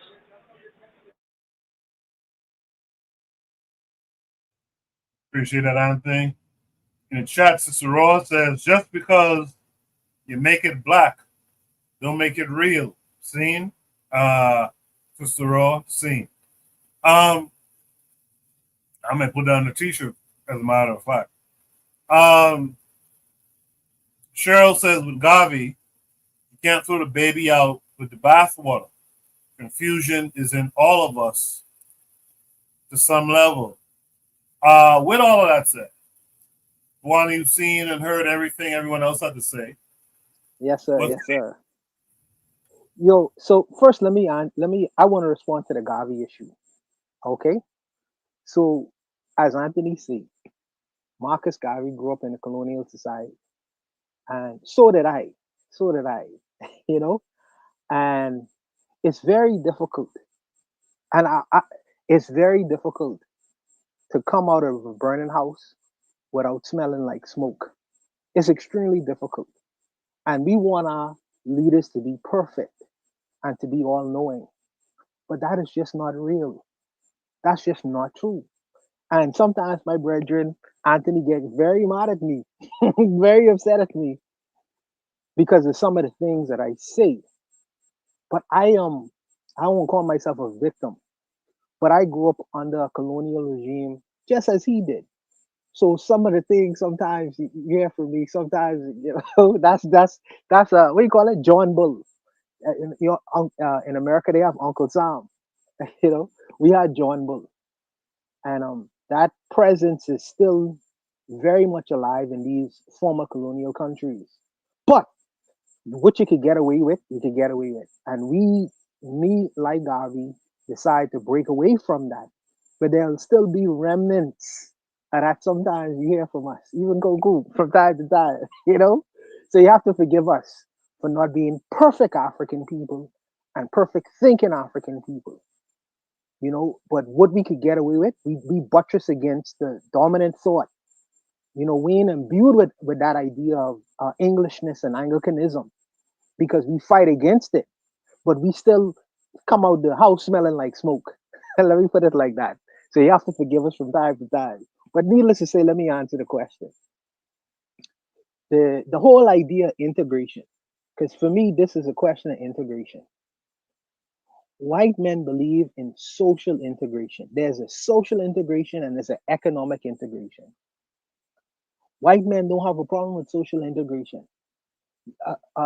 Thomas Jefferson had children with Sally Hemings. He had no problem with socially integrating with her and having children with her. If you watch the movie The Django, you would see Calvin Candy, a plantation owner, having a relationship with a black woman called Sheba.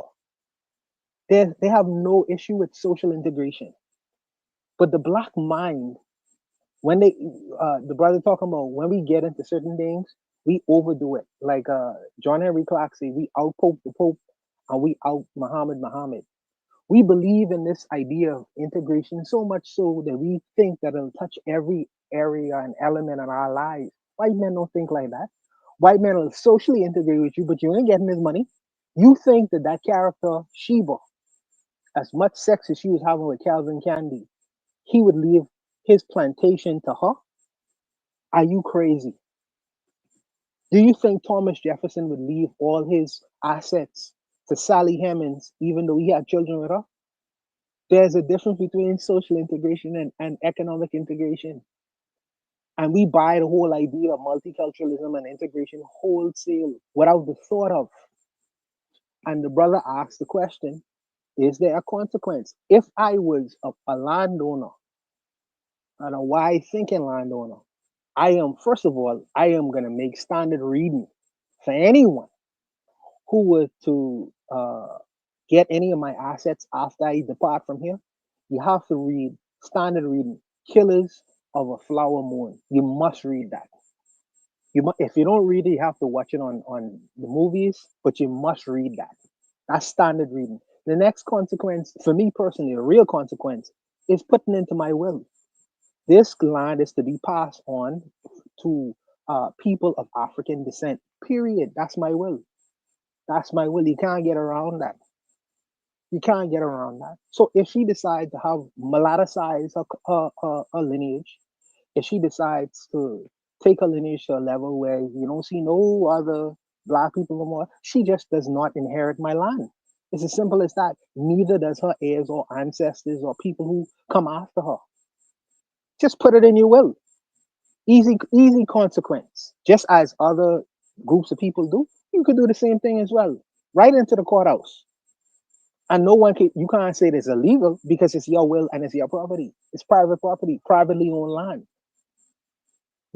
Because when we talking about acres and acres of land that is possibly able to transfer a substantial amount of wealth, then you have to put as a wise person is going to be a wise steward of his affairs. Just simply write into the document, no person who is no African origin or no African descent can have ownership of this land. Period. Too sweet, right away. There are several things I wanted to discuss, but the brothers have touched so many things. I really forget now because of the discussion. But I just really wanted to just put that out there. If that is the case, my consequence will just be putting it into my will, that it is my will to pass on any assets or any substantial holdings that I possess on to African people or people of African descent. And if you don't fit that criteria, you don't own my land. Period. Full stop. Underline. Witnessed. And for me that is consequential enough. That is. So if you want to go on to this fantasy land and live in these ideas, do your thing. Because I understand in the Bahamas, if you're a black man, you could pass on your citizenship much easier than a woman could. Much easier. And the reason why the founding fathers put that in that document there is because there is more likely that the man will marry a man imposes himself. He gonna bring a woman into his country and he gonna make a Bahamian. More than likely she gonna be Bahamian. But for a Bahamian woman, I know some people can say it's sexist, and many Bahamian women think that way. Many women don't. But they didn't put into the Constitution that if you marry a foreigner, you can't pass on citizenship. You can't pass on citizenship. They don't. So there was a whole shebang about that idea and issue that is being sexist and all that stuff like that. But they put into that document for a reason. You don't want some trifling dude, foreign person, to come into the country, with a bag full of money, and then change the culture and even the culture or the society itself. But that's why they put those things into that document. Now, some may say that's sexist, but that was their intention of doing it. Maybe, I don't know, at the time. But I would just put it into a will not to allow that and permit that to happen. But I'll leave it there just to be brief. Thank you for that, Juan. Are there any last thoughts on this prompt? All right. With that said, man, good discussions going on in the chat. I guess guys were too busy to drop those emojis for me. Let me know what you guys think of the conversations happening on the panel tonight. But good interactions from you guys in the chat.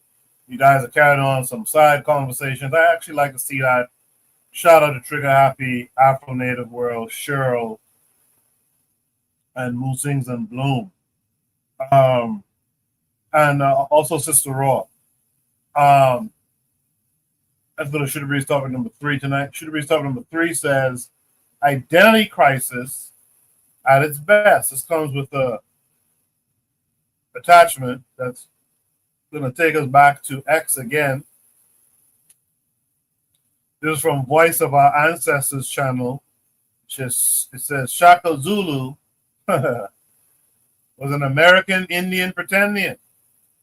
Indigenous identity theft must stop. We're going to watch this video. It's short. We're going to watch it maybe twice and then discuss it. Shaka Zulu was an American Indian. Like, oh, you don't believe me? Just Google Shaka Zulu.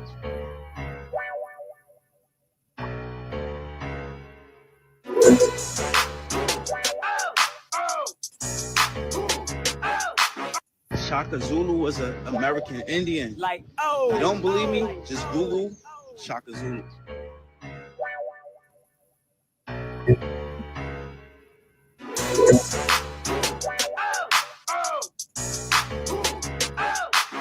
Shaka Zulu was an American Indian. Like, oh, you don't believe me? Just Google Shaka Zulu.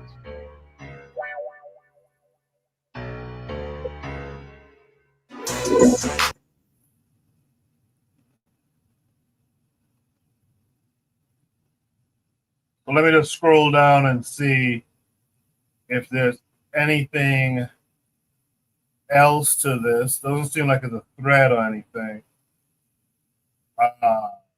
Some more with the American flag and the drop of blood. Named Jake said that's an African or Caribbean child, and then starts laughing, as well as giving the laughing gift. So the dramatics indeed. Identity crisis at its best. I see the chat having a good chuckle over it. Trigger Happy is laughing. Using and Luna's laughing. Even Sister Raw joined in, laughing her ass off as well. So let's welcome back our brother Anthony. Anthony, did you see that post? Yeah, I see. I got back in time to see it, man. Where he said Shaka Zulu was an American Indian. Yes, sir. What are your thoughts about it? Yeah, man. Look, it's ridiculous. It's hilarious. I mean, it's so ridiculous that it's hilarious. Because I mean, and this whole thing, we could trace this back. Well, we could trace it back in recent memory to that brother Dane Calloway. But I mean, it goes back even deeper than that, though. I mean, you ever notice? Okay, now they had this theory. They got this theory going on among. Okay, check this out. I'm gonna get a little bit deep. Now check this out, Koku, and all the brothers and sisters on the panel. Now check this out. With the advent in the early 1900s, okay, they had these movements that was going on in the early 1900s, you know, in Afro-America. Okay, you had the Garvey movement, you know, which came around, I think around like in 1914, 1916, somewhere in that time. Okay, you also had these other movements. You had the Hebrew Israelite movement, which started off back then too. You had with this guy who used to call himself Grandfather Abraham.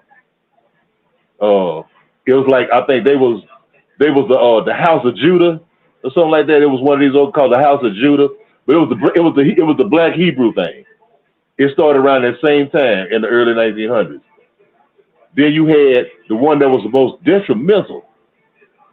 You had Timothy Drew. This brother named Timothy Drew, also known as Noble Drew Ali. And he came around at the same time. And matter of fact, he and Garvey knew each other. They knew each other, and had a mutual respect. But Timothy Drew Ali is the one whose teachings a lot of this stuff come from. It comes from about this Asiatic black man thing, about this black indigenous thing. They come here because you hear these brothers who the Moors, who are the descendants of Timothy Drew Ali, talking about how the Moors went everywhere and how the Moors were here in America, how the Moors founded America. Matter of fact, they say that America is Amuraka, like from Morocco. They don't change the name. You know what I'm saying? So they got this narrative now where they've they saying that America, North America, is really Africa. Have you heard that, Coco? They said that America is Africa. Yes, sir. Egypt was in America. Yeah, and that Egypt, and that the Mississippi River is the Nile River. Right.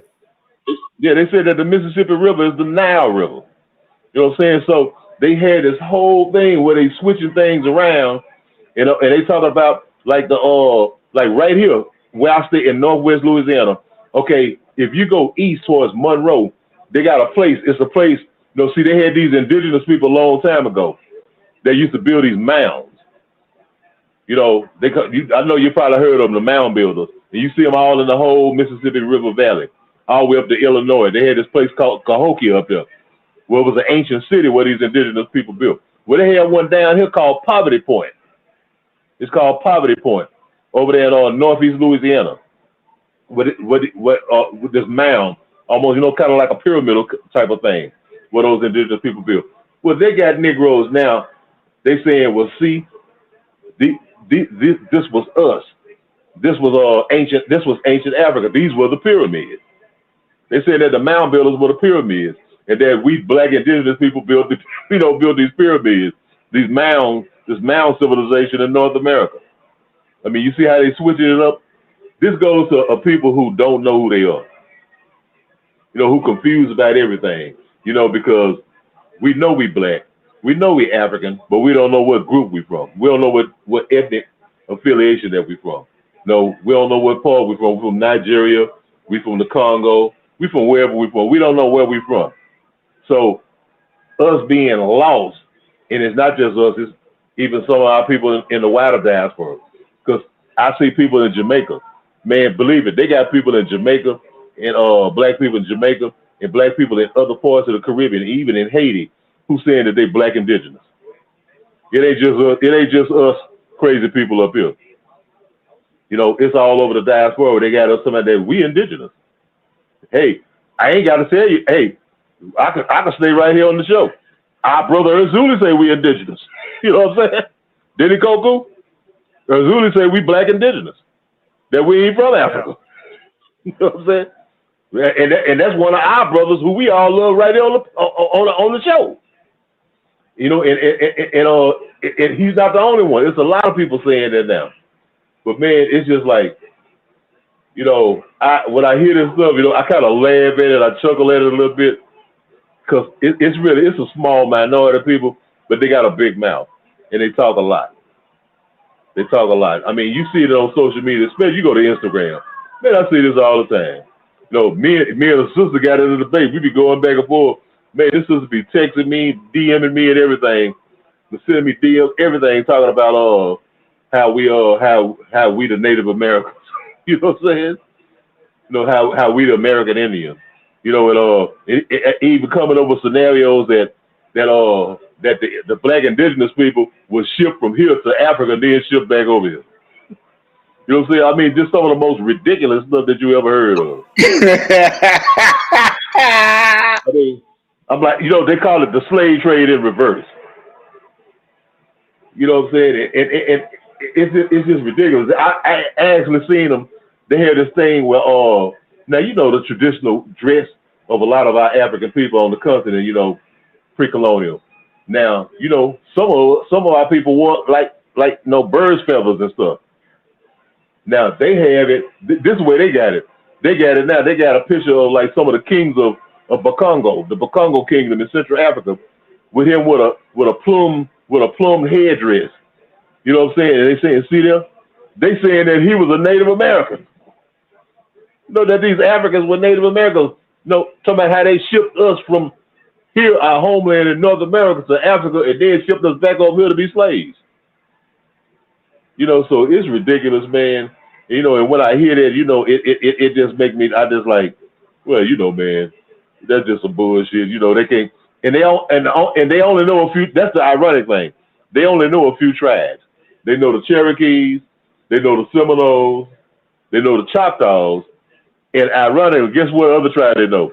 They know the Blackfoot. The Blackfoot. Now that tells me something. Now, if you're a student of history, history in this country, you know, a student of knowing everything that happened in this country, you know one thing. Okay, the Blackfoot, that was a Plains tribe. That was one of those groups from way over there. The Blackfoot didn't have nothing to do with that with us down here. You know what I'm saying? But just because it's the Blackfoot. Oh, it's the Blackfoot, they must have been black. They got black feet, I guess. You know what I'm saying? So yeah, that must have been us. You know, and I'm seeing pictures. They take black and white pictures from the 1880s with these dark-skinned looking indigenous people. Not these black and white pictures. You know what I'm saying? And they saying, see there, I told y'all, no, we the Native Americans. I always ask them, well, what happened to your goddamn hair? You know what I'm saying? Well, they got that long, straight, black, Asiatic hair. How did all of a sudden from 1880 to 1888 picture, all our hair turned into this old frizzy African hair? You know what I'm saying? How we get these afros? You know what I'm saying? How we get this nappy ass hair? You know, in that short period of time. You know, they can't answer that, man. I mean, you know, it's just people who don't have a knowledge of themselves. That's one thing that Elijah Muhammad used to talk about. Black people don't have a knowledge of themselves.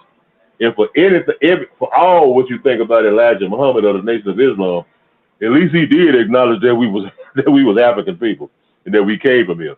Yeah, they might talk about Asiatic black man, but you know, in their ideology, they call the world Asia, and Africa was called Asia too. You know what I'm saying? But it's just ridiculous though, man. And when I hear, you know, it make me want to laugh. And then and what's so bad about it, now you have these celebrities who are coming pushing this. No, that's why I think this is a narrative that's being pushed by the power structure. Definitely, because you had Ice Cube. Now here you go, Ice Cube, when he had with his little black his contract with Black America, whatever the hell he called it and shit.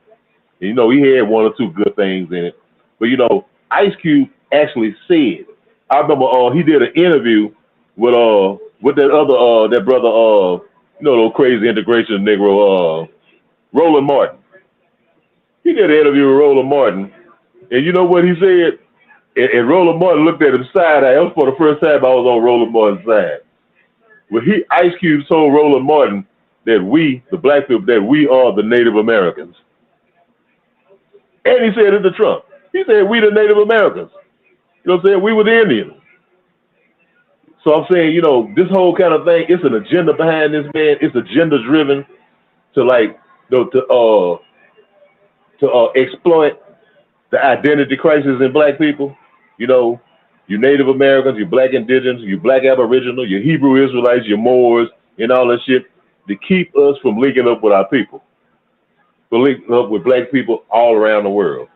You know, because they know one thing, the worst thing that can happen is for black people in America, in the diaspora, to link up with black people on the continent. Because see, they got if these people wake up, if they come together and wake up, and like some of our African brothers and sisters on the continent get some race consciousness, like you have from some of our black leaders. When I say race consciousness from black people here, I'm not talking about the masses.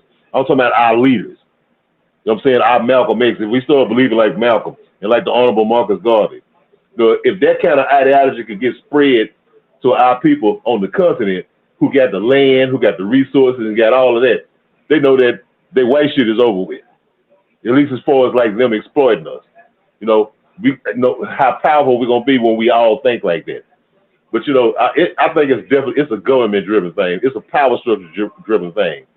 Because you know, how can this Negro look with a straight face and say some shit like that? You know, I mean, how can we look at it with a straight face?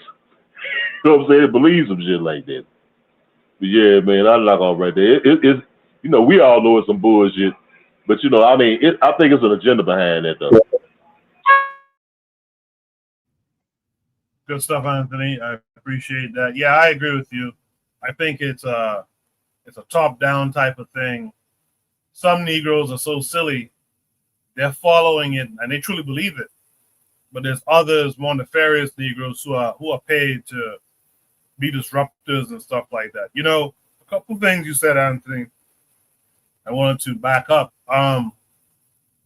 You're right. There are Jamaicans who are talking about who are speaking about being indigenous Jamaicans. There were Haitians who were doing it too. There were Black Brits who were also doing it. They say they're the foundational British Africans or something like that. They call themselves. Speaking of doctoring images and stuff, like Musings and Bloom says here, but in the age of Chat GPT, I fear these historical rewritings / distortions of history will further pollute the data set, and younger children will be hoodwinked unless we relentlessly counter these venom. And Musings hits on a couple of things there. We gotta be working. We gotta be active. The idea of just sitting back and letting people fall prey is complete nonsense, respectfully. You wouldn't if you're the shepherd, you're not gonna let your sheep just fall into a ravine somewhere and say it is what it is. We gotta be active, we gotta do the work. Speaking of that image stuff and data set stuff, a Negro, one of these FBA Negroes, tried to pass off a video that was made like with AI of these dark-skinned Native Americans that have like black features but the long hair that Anthony spoke of, and a lot of people had to call him out on that, me included.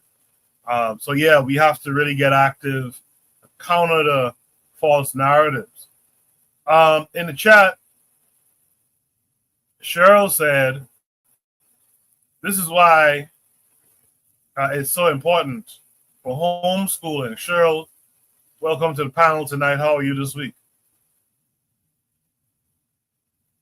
Yes, I'm doing well. How are you? Good, I'm good. Thanks for coming through.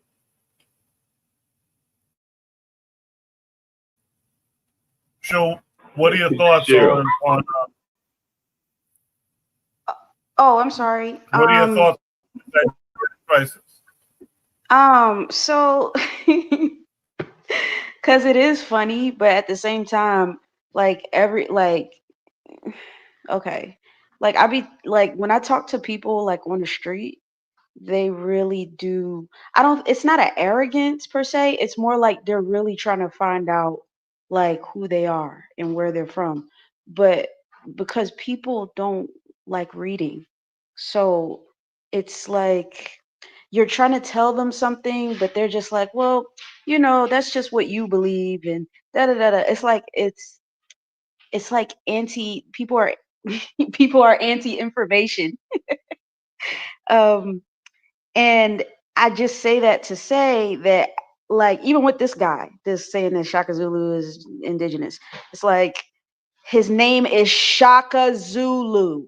Now, if you could tell me what indigenous American tribe has that kind of name, and you can, because this is why this is why naming is so important. There's so many things, but this is why naming is so important, because Shaka Zulu is that is a name from that region. It's from the Zulu people, like, but people don't like Americans in particular, and sometimes Caribbeans, but Americans in particular, we don't understand that naming is cultural. We don't understand it's tied to someone's culture. So if the name should indicate who you are, it should be undeniable where you're from. My name, if I say my name is Ama, well then everybody on the continent knows, well, that's an African name, that's a Ghanaian name. Your name identifies who you are, so you don't need all of this bull crap about how he's indigenous. It's just ridiculous. It's just stupid. These people are anti-information, and that's really all it is. Appreciate that, Cheryl. Black Steel, what say you?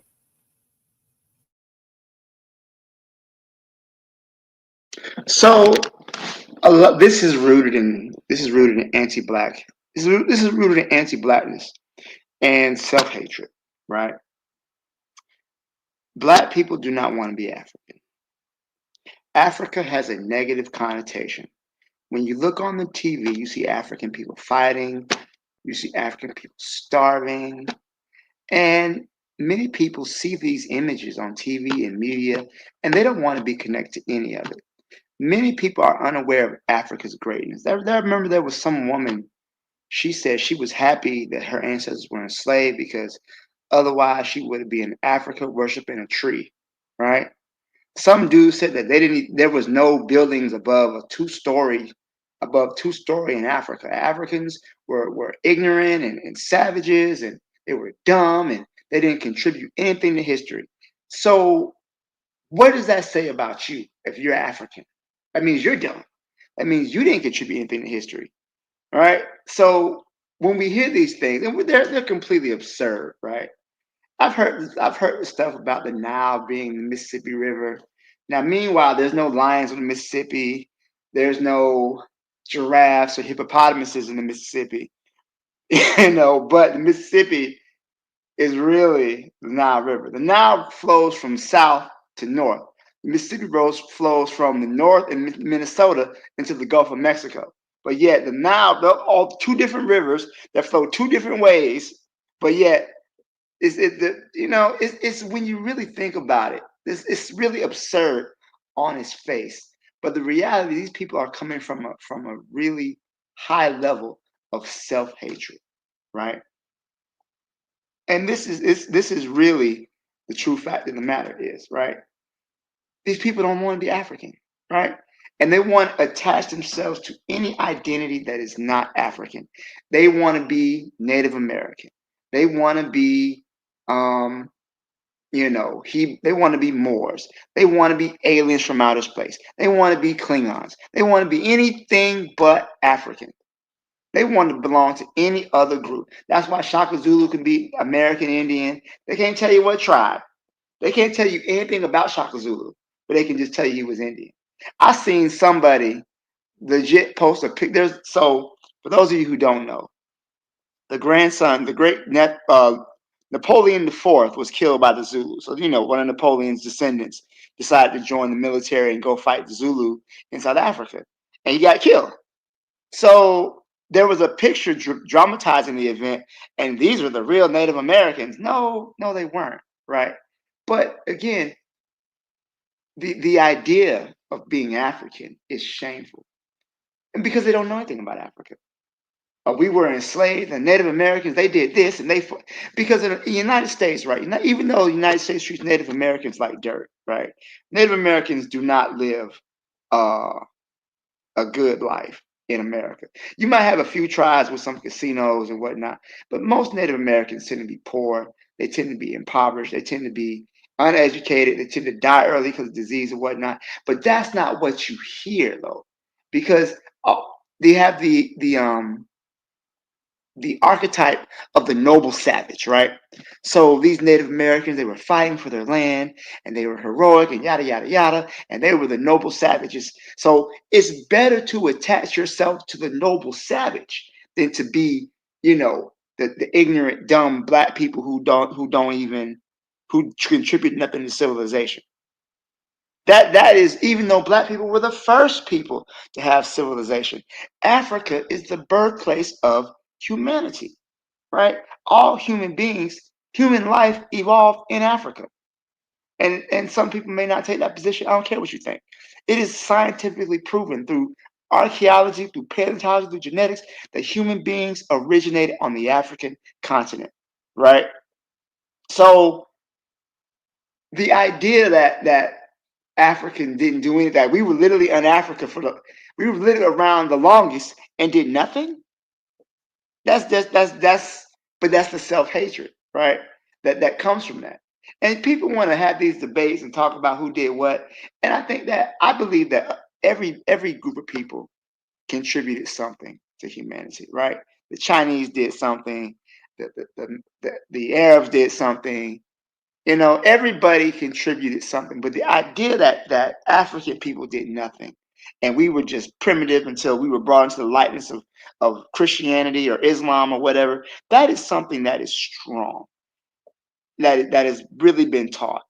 And I know that at least from my school district, they've done some things to kind of bring the curriculum up to speed. We do talk about Mali, we talk about Ghana, we talk about Songhai, we talk about Mansa Musa and all that other stuff. So we do kind of bring, when we talk about world history, we do have, it's not just focused on what happened in Europe. We talked about imperialism, colonialism, things like that. But the idea that African was just in Africa not doing anything is just ridiculous. And that is what these pretendians cling to. They cling to their self-hatred. They cling to, and they sound like white people. I don't want to be black. I don't want to be black people are this. They're negative. Everything about Africa is negative. Who built the pyramids? Black people didn't build the pyramids. Black people didn't construct any cities. Black people literally lived in huts and ate each other. That's their mentality. So they want to be away from that, right? They really do want to be away from that, and that's all this pretending is. It's a cope, right? These white people are these pretendians are coping with the reality of being black in an anti-black world, and I truly pity them. I do have hostility, especially the ones like the Dan Callaways, who's out here just talking nonsense about our great heroes, about Harriet Tubman never existed, although Harriet Tubman actually knew people like Frederick Douglass. Harriet Tubman received a literally pension from the United States military for her service in the Civil War, but yet she didn't exist. Okay, all right, but whatever, I'm glad. And the thing is, social media has a way of magnifying things. If I were to go and talk to somebody in the street, they wouldn't know it. They wouldn't know anything about this. But social media, because it's so powerful and it's everywhere, they're spreading this nonsense. Anybody can pick up a camera, pick up a phone, and start streaming and say any old thing. I could say black people colonized Mars, and yet, would it be true? No. But because we don't know and we don't study, that is something that is concerning to me. It is menticide. It is an attack on our mentality. It is an attempt to separate us from our ancestry and our culture and the wider black diaspora. I don't think it's going to be successful, but I do think that's what it is. I'll stop there. Thanks. Appreciate that, Black Steel. In the chat, Cheryl says, white people use the false idea that everyone is from Africa to maintain their position in South Africa. They are literally doing it right now. So let me clear that up, right? When I say people from Africa, right? Africa is the birthplace of humanity, right? But that doesn't mean all people are African. Life on Earth started in the ocean. That doesn't make you a fish, right? Just because it started someplace doesn't mean that they're African. So I'm not trying to make that point at all. Musings and Bloom says Dan Calloway has 500K followers, most of which are inflated figures / bots / bot. Just a mess of psyop, major mental warfare.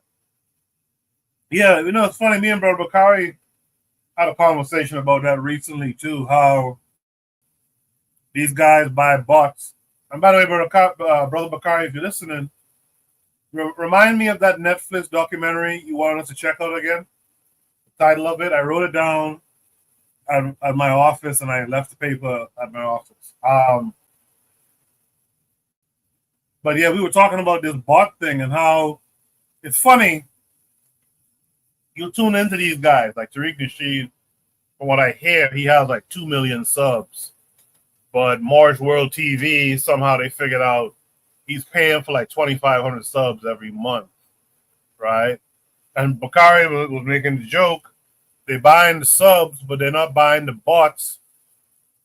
So that when they go live, you actually see a number that kind of reflects this 2 million. Like, I was checking out someone recently too, and they got like, 2-3 times the number of subs that say I have. But when I look at their lives, they have the same numbers that we have Shoot the Breeze. Some things not adding up, but that's just a side note. It was a conversation I had with Bakari earlier. With that said, man, again, Brother Bakari, let me know the name of that movie you want us to watch. Jacadero, what say you to this? This was just like I think it was Anthony earlier said it's so ridiculous that it's comical. But Black Steel said it best. We're not doing our best to educate. Whatever we think that we're doing, we're not doing enough of. That's one part of my answer. The other part is I'm on the side of fence. I think Amos Wilson said it best. Those that don't want to be African, we'll treat them as such. And I'm getting to a point that, if this continues for like another 10 years, it's like, okay, cool. You don't want to be African, that's fine. And then I'll just continue to treat you as such. You don't want to identify. Me, myself, it's like, you see this stuff, whether you call it revisionist history or not, and you just start to ask yourself, like, what's the ultimate goal? Some will say, like, well, they just want reparations. These are Black people that feel like, Black immigrants are just going to take reparation dollars, so they're just trying to separate themselves as much as they can. Okay, cool. And then there's another part that's like, they're just xenophobic, and there's only so much that you can just do about that. I don't have much to add on to this, but if you are somebody that comes across this kind of propaganda on social media, if you feel compelled, correct it. If not, again, you don't want to be African, we'll just treat you as such. But shout out to all the ones that they just know better. That's at the end of the day. Do you know better? If you know better, shame on you. If you don't, wait till the end of the show. I got an organization that you can be a part of, and we can get you the education that you need. Appreciate that, Jack. Daryl, Trigger Happy in the chat says, for me, I'm okay with them not being African. I'm not okay with them making propaganda. We need to eliminate the propaganda and all will be well. We'll be non-African in the comforts of your home. With that said, that takes us to Buana. Buana, what say you to all of it? Yeah, so Jacadero asks a question. He said, what is the ultimate goal? I believe that the ultimate goal is to get rid of critical thinking and to turn you into a mindless consumer, to support them and buy all the products that you could buy from them and enrich them as much as possible. To Black Steel's point, Black Steel made a point when he suggested in Africa there are no two-story buildings. And he made that point because the Western mind thinks, some people in the Western world thinks development is okay based on the skyscrapers that I could see. And I thought about that. There's where the critical thinking comes in. Africa, it has a landmass where you could put North America, South America, China, and all of Europe inside of. So why would I have to build up? When you build up, skyscrapers are built for a reason. Skyscrapers are built to solve a problem. It's not necessarily in terms of advancement. Skyscrapers are built because there's not enough space. In Africa, you have so much space. Why do I have to build up? It makes no sense. It makes no sense you build it up when you have a landmass that is extensive beyond extensive. What they say, well, the Africans have no clothes on. They walk in. Why would I have to walk around with an Italian suit in sub-Saharan weather? Does that make any sense? I mean, critical thinking is images I've heard. Huh? That's one of the funniest images I've conjured in my head in a long time. African walking around. Cool. I walk around and sometimes in suit, If you walk around in a suit in the Bahamas, what can happen when you take the suit off? You drench in sweat. So imagine sub-Saharan.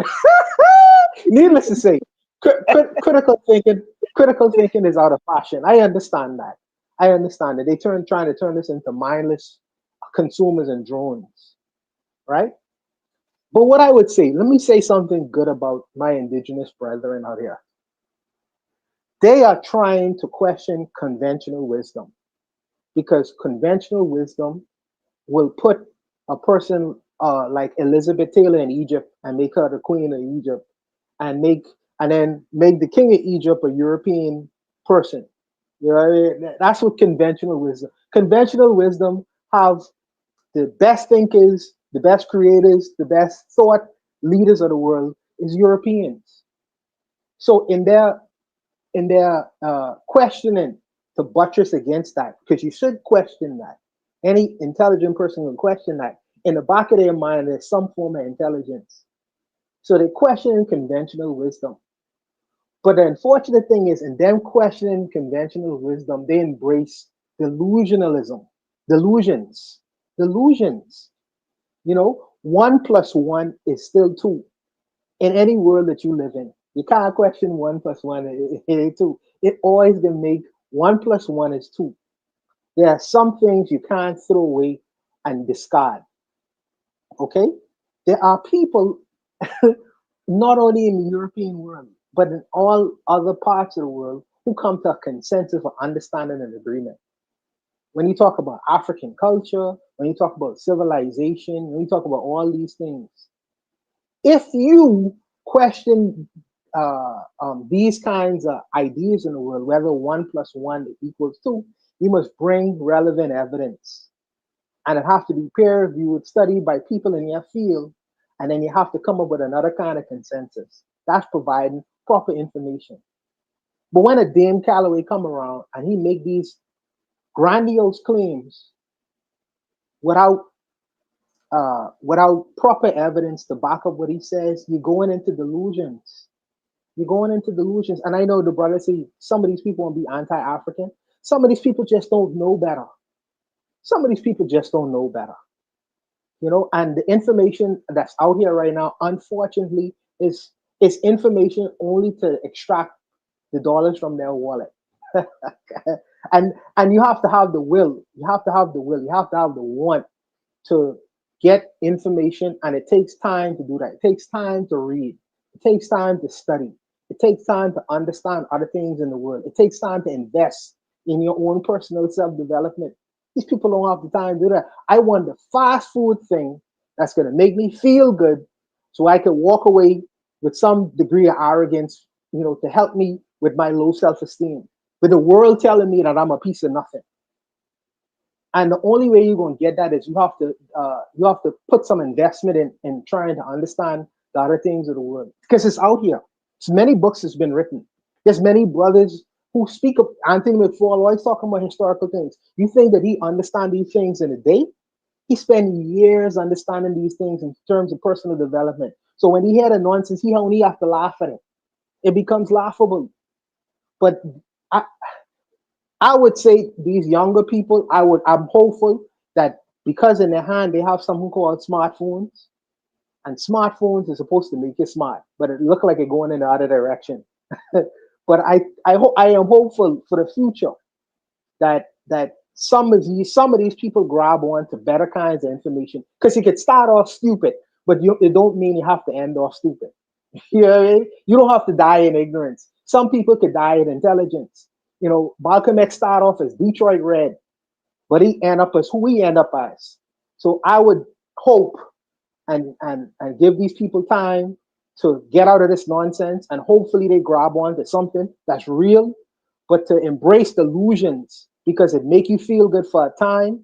You're gonna be sorely disappointed, and then you can go on to the next other thing that some person contrive, some mousetrap like the Tariq Nasheeds of the world is gonna create, and have you into another cult where they're extracting resources from you.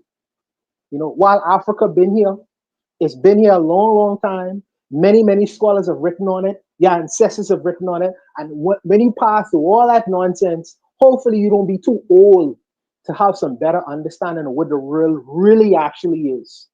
You know, hopefully it don't take you 30 and 40 and 50 years and hopefully you're not an old fool until you start to develop yourself and get better information.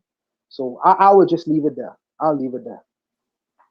Appreciate that, Bono. Before I introduce our latest panelist, I think Anthony had a question he wanted to ask. Go ahead, Anthony. Okay. All right. Yeah. And hey, man, I apologize for getting in front of somebody, another speaker. But I wanted to say this real quick. I got the question I want to ask, but I just want to say one real quick thing before I ask. Okay. In the 1930s in West Africa, in French colonial West Africa, and I think it was in Mali, there was these French archaeologists were doing some research. They ran across the Dogon people. Now we all know I think most of us probably heard of the Dogon people. Now the Dogon people, they live in a part of Mali. I ain't gotta say this. Anyway, the Dogon people they were performing a ceremony. It's a ceremony that they hold once every 60 years. The ceremony is called the Sigi. Okay, so the French archaeologists rode up on this. They walked up on this ceremony and they seen it performing this ceremony. And of course, you see this Dogon brother with this mask and a long pointed thing way up in the air. This mask has a long pointed thing. It's way up in there. But anyway, the French was wondering, what is this ceremony? They was trying to find out what it was. Well, eventually they found out that the Sigi was a reenactment of a star in the heavens, a star that can't be seen without a telescope. The Dogon star, the dark star, Sirius B. The Dogon people knew the movement and knew everything about this star. Back in the 1700s and stuff. Before then, they knew about, and the white folks, the French, they said, we can't believe that they knew about this star. They described the star. They described how the star had crushed it imploded, and it crushed itself. It fell in on itself. These people, these primitive people, had knew about this before the Europeans knew about it. And so the European scholars, the art scholar was saying, it was on this show called In Search Of. They said, I gotta say that it just had to be coincidence. And what I'm saying, a black person couldn't know something like this. You know what I'm saying? And that's just a mindset of black people can do nothing. Like Barnum was talking about the buildings and stuff, about the skyscrapers and all that. Barnum had a great point on that. And I was thinking about that, man, that was sharp right there. Okay. But and we hear this kind of stuff and we say the same, it's embedded in our mind that we can't possibly know about nothing like this. We don't know about no stars. No, this is stuff that white people know about. They study the stars. They got observatories, and that we don't know nothing about this. That anti-blackness against ourselves, which leads to people doing shit like what this brother talking about. Okay, that's it on that. My question was, my thing was to Jacadero, being an East African, being a brother from East Africa. What do you think about the anti-African thing in East Africa? As far as in Ethiopia, Eritrea, where a lot of people, probably not so much now, but a lot of people there in those countries, Ethiopia, Eritrea, Somalia, saying that they're not African, that they ain't black. Hey, Emperor Menelik said that he was not black. Emperor Haile Selassie, whom a lot of our Rasta people revere, I don't revere him, but I'm saying Haile Selassie said that he wasn't black. He said that he was his origin from the Middle East. You know what I'm saying? So it's not just a thing with us here in the diaspora, it's also on the continent.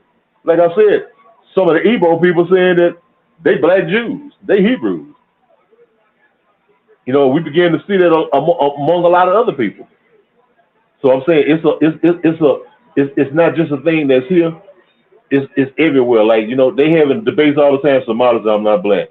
I'm Middle Eastern. I'm Arabic. They're talking about their Arabic origins rather than their African origins. like you see it in Ethiopia among a significant number of the people.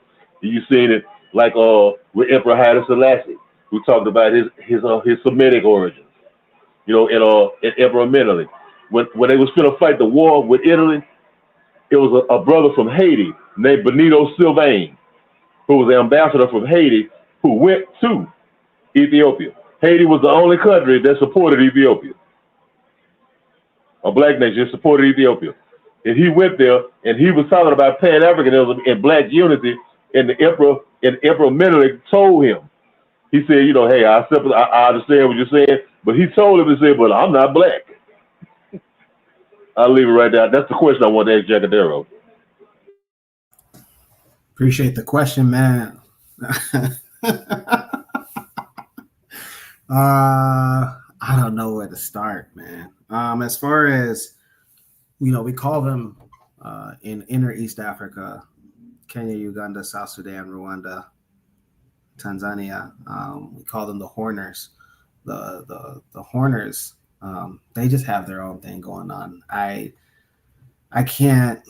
don't know if I can even comment, just because I don't have many friends from Ethiopia or Somalia, but I did grow up in the masjid with them. And I never got the vibe or the gist from Ethiopian and Somalian Muslim brothers that they denied their blackness. They definitely wouldn't deny their Africanness.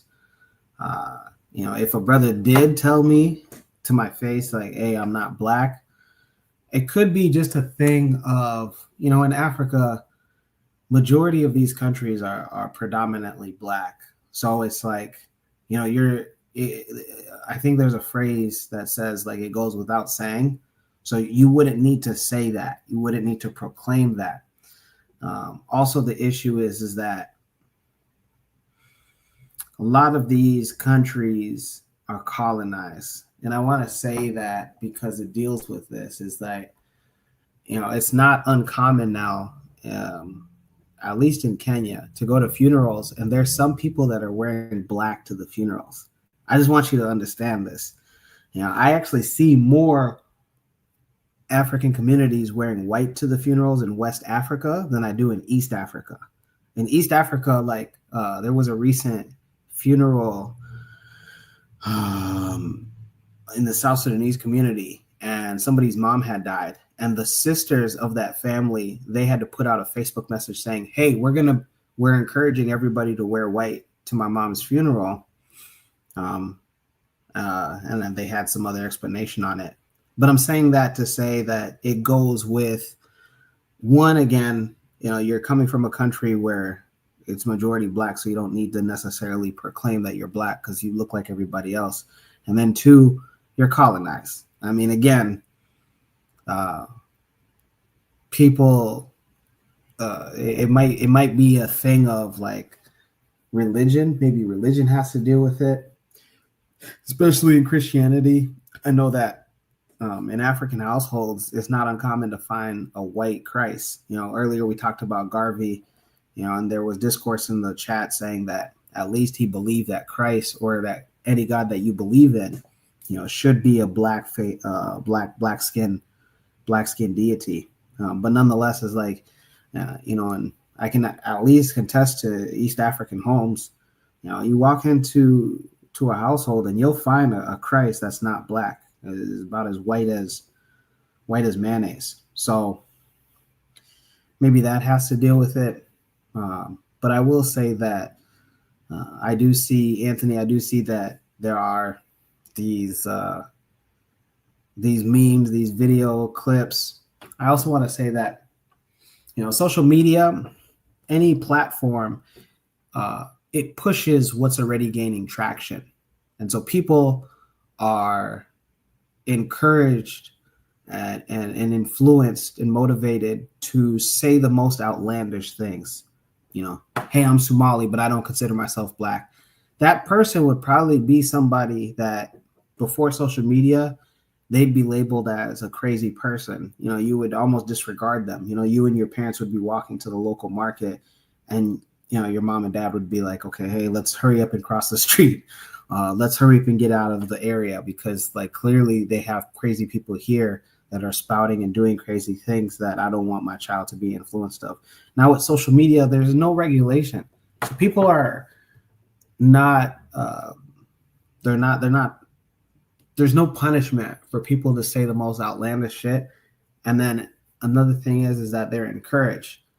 Like look at streamers, right? Like the Gen Z streamers of today and even possibly tomorrow. Wasn't like some French guy, white guy, wasn't he killed because he was on like a 40-day stream, right? Where his I don't know if you want to call him his friends, maybe we can call them his enemies now, but he was killed because of like the constant abuse of the physical abuse of his companions, and just for views. I think that people are just saying stuff because they're like, yeah, I want to go viral. I want to get this money. I want to, whatever it is. I want to be on the next Streamer University. And so I think we also need to take that into consideration. But I will say, Anthony, that there is still a lot of us, though, that don't get highlighted, that say like, hey, yo, cut that shit out. We're black. Just some examples for you. You know, South Sudan, like their country's flag, Kenya's flag, Uganda's flag, Zambia's flag, Malawi's flag. They all have black in the flag. And if you like, just look it up, just a super simple Google search. Not for you, Anthony. I'm sure you know these things, but if anybody that's listening on the live and the recorded, you come to find out that that's intentional. And you know, every color on each flag means something. The color black represents the people of that country. So if those individuals want to say that, that's fine. You know, again, I don't see the color black on Ethiopia or Somalia's flag, but on Kenya, Uganda, Tanzania, South Sudan, Zambia, Malawi, we have black in our flag. And there's a reason for that. We are black people.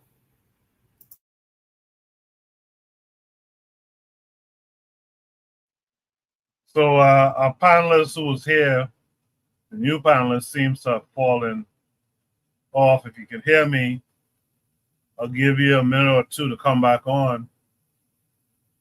This will be the last topic for tonight as we're approaching 11. I really want to hear what this new panelist had to say. There they go. Brother Bakari, how are you this week? What's going on, my man? Good, Thanks for good. letting me chime in. Peace Yes, to sir. the Thank rest you. of the panel and to the chat. I'm gonna be honest, man. I've had technical difficulties all day, man. Oh man, since 7, I set up all day. Well, trying to watch the game, Southern versus North Carolina Central. In 2 minutes before the game come on, 30 minutes before you start, my internet and everything went out. So I've been in and out. So I heard you say something about the name of the movie I was talking about. It's called The Madness.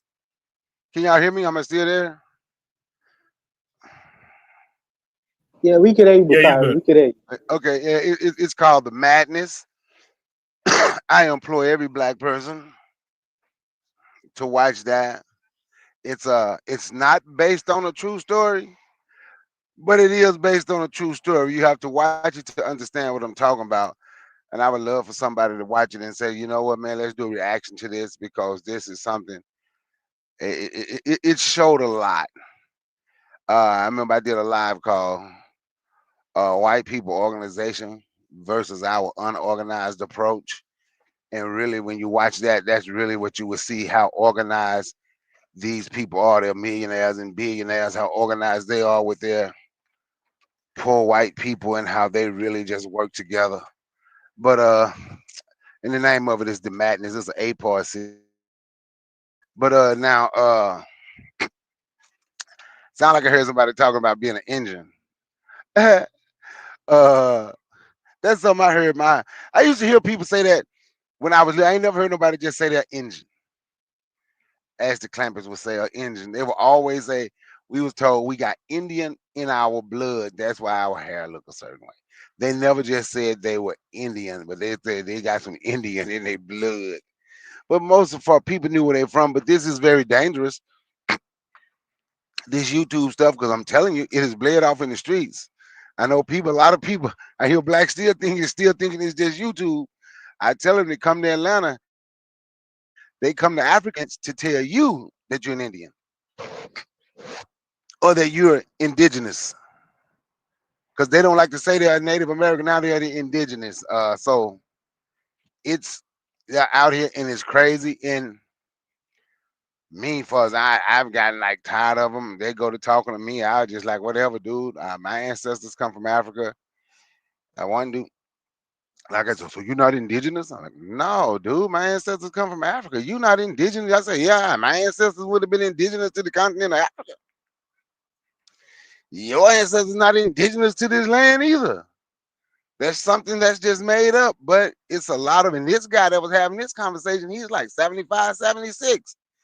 Man, you're not indigenous to this land? No, no, and you're not either. They are out here, and it's crazy. But wanna call them his indigenous brothers. They're no brothers of mine, but they are not the ones who is people out here that's spreading this.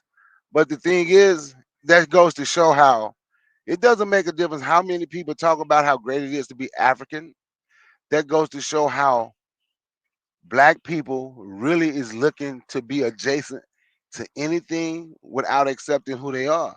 Because there's a lot of people been on here showing African greatness on social media and all that. And these same amount of people that's running talking about their Aboriginal, Indigenous, Niji, whatever the hell they call themselves, they wouldn't run in to say they're African. But as soon as somebody can make up a story, they say Harriet Tubman didn't exist, Nat Turner didn't exist, nothing existed, right? Oh, they can run to that and they believe that, and black people were the first people everywhere. All black people don't come from. They believe that. It's because they don't want to be African. They don't want to be African, and that's their problem. I'm done trying to convince anybody about a whole lot of stuff. So, and what I heard, question that Anthony was talking. You know what? When I was telling you about the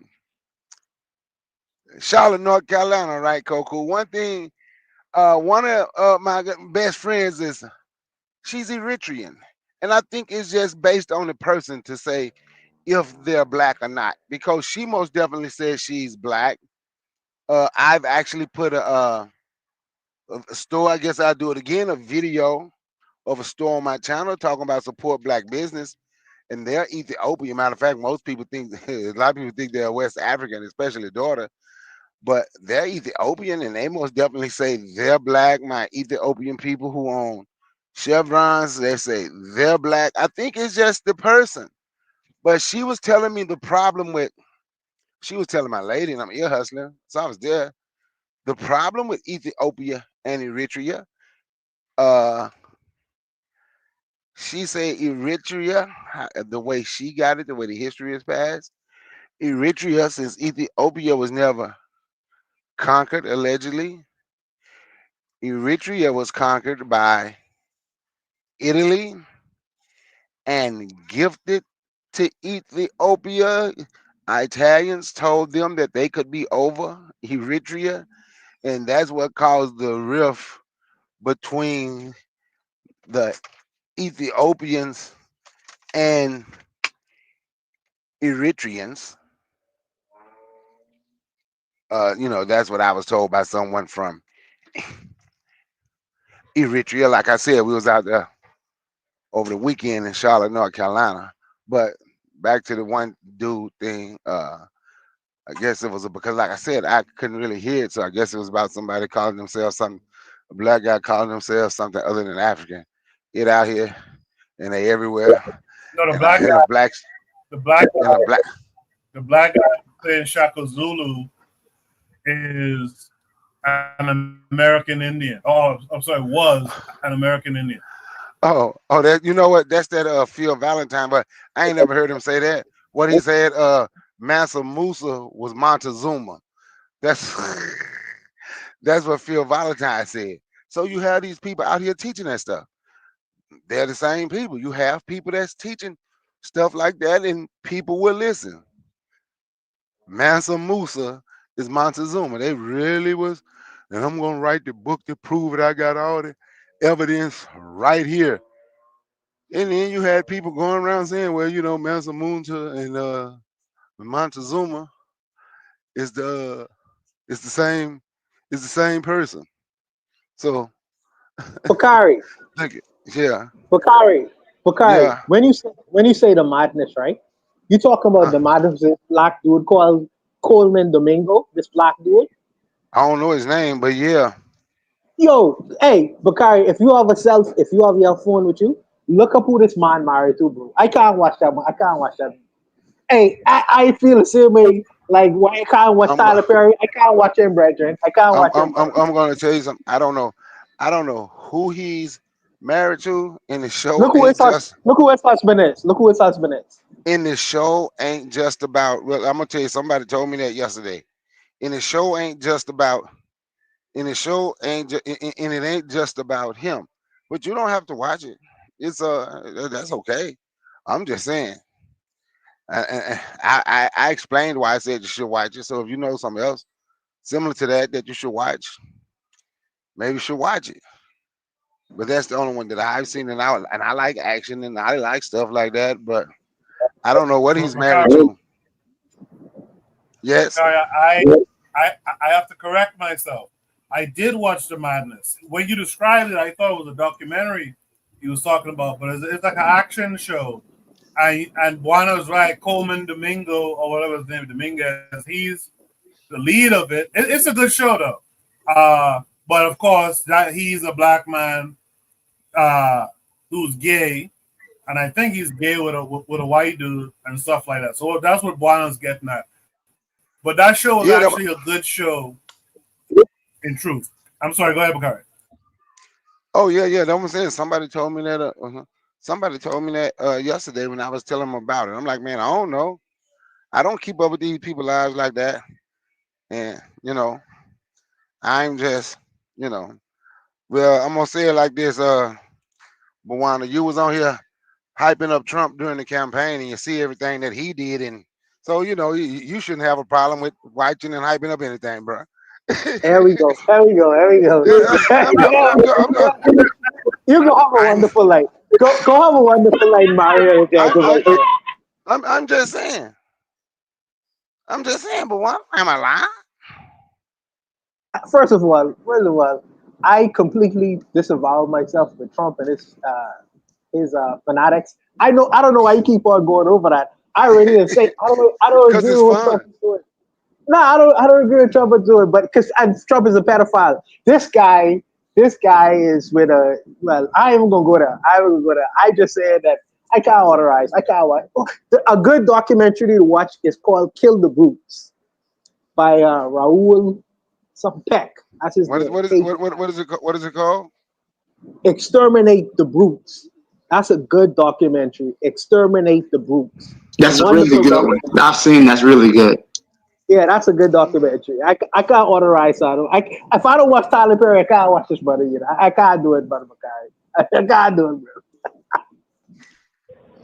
Hey, Hey, Coach. look, I'm gonna say again, man. Like I said, I explained why I said you should, why I think folks should, and really don't have to. But one thing for sure, when you see that, when you watch that movie, you'll see like, damn, these people are extremely organized, and you see what going on in that movie, you see going on in real life. They are organized, and black people running around like a chicken with their head cut off. We got black people, i.e., Bawana, who was caping for the Klan and the neo Nazis.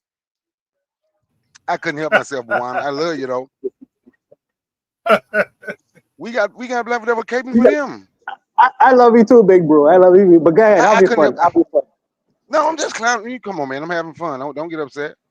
But I in but know. in I know. all but in all honesty, we did. We had black people, and we have black people that really still is caping for them, the Klan and the neo-Nazis. We had black people that didn't know what side they was on during that damn. Kim didn't know what side they was on. And you got some that still don't know what side they on. So when I talk about that, how unorganized, we have an unorganized approach, and these people organized, there's reasons that we are behind. There's reasons. See, because and I'm not gay.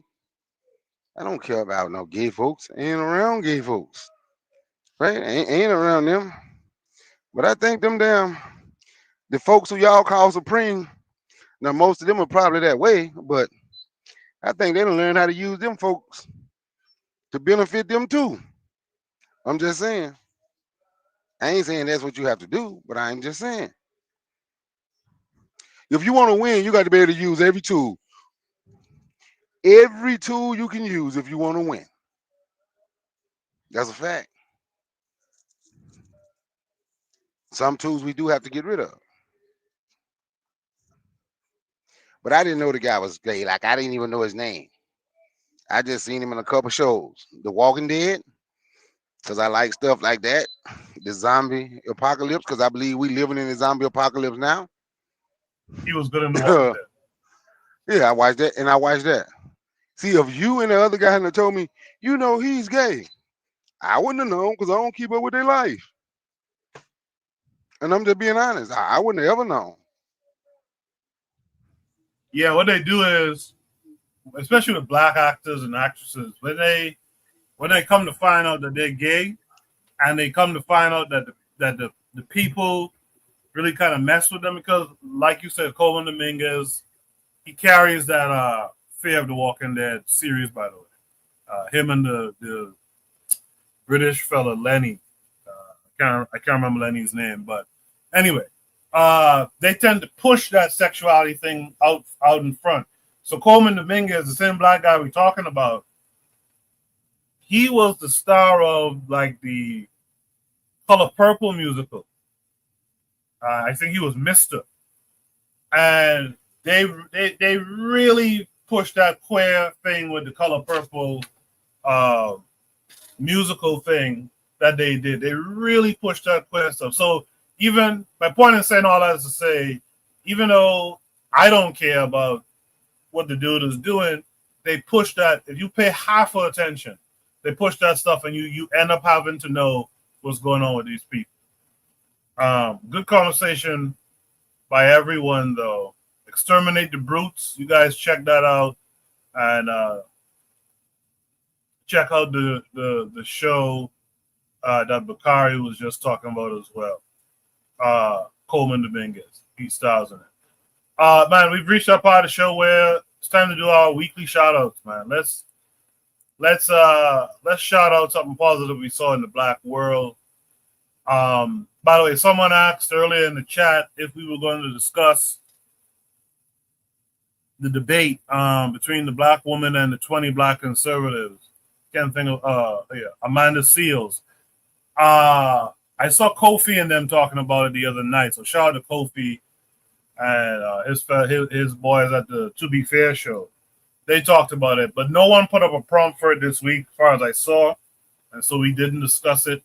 Maybe we might talk about it next week, because I haven't even seen the whole thing myself. With that said, man, what positive things have you guys seen during your week in the black world? Let me start with Brother Bakari. What's your shout out this week, Bakari? Hey man, let's go. I'm in the store. Let me pay for this. That radio loud. All right, do your thing. Anthony, what would you like to shout out this week? Oh man, I just want to shout out us, man. You know, shout out the show, man. It was a lot of things that happened, man, but I basically want to shout out us for coming back and getting together and discussing these topics, man. You know, because it's very important. You know, sometimes, you had to admit when you're wrong, man. Like last week when we was talking, man, and I think one of the problems we was talking about I think about some of the FDA bull crap, and I was just like, basically, hey man, I don't even care about that, man. I don't pay it no attention. But then when I got to listen to some of the brothers talk and everything, and I didn't say it on the show, but I guess my pride and arrogance. But I thought about it again. I said, you know what, man, y'all brothers was right. We do need to call out that bullshit. We do. We can't just let it ride. Like I said, every time I hear it, it frustrates me when I hear about this FDA shit and all this old bullshit. But yeah, y'all right, man. So my shout out is for the prompt for bringing me back back into reality and let me know that, yeah, you need to call out the bullshit. And I just want to say just one thing real quick about what y'all was just talking about. One day we need to do a pump on these miseducators, man. Like Brother Bakari was talking about the Phil Valentine, you know, and about Mansa Musa being Moctezuma.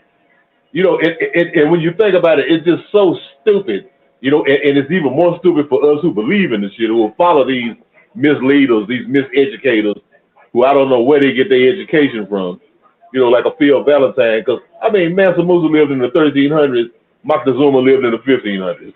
You know what I'm saying? They lived 200 years apart, how they the same person.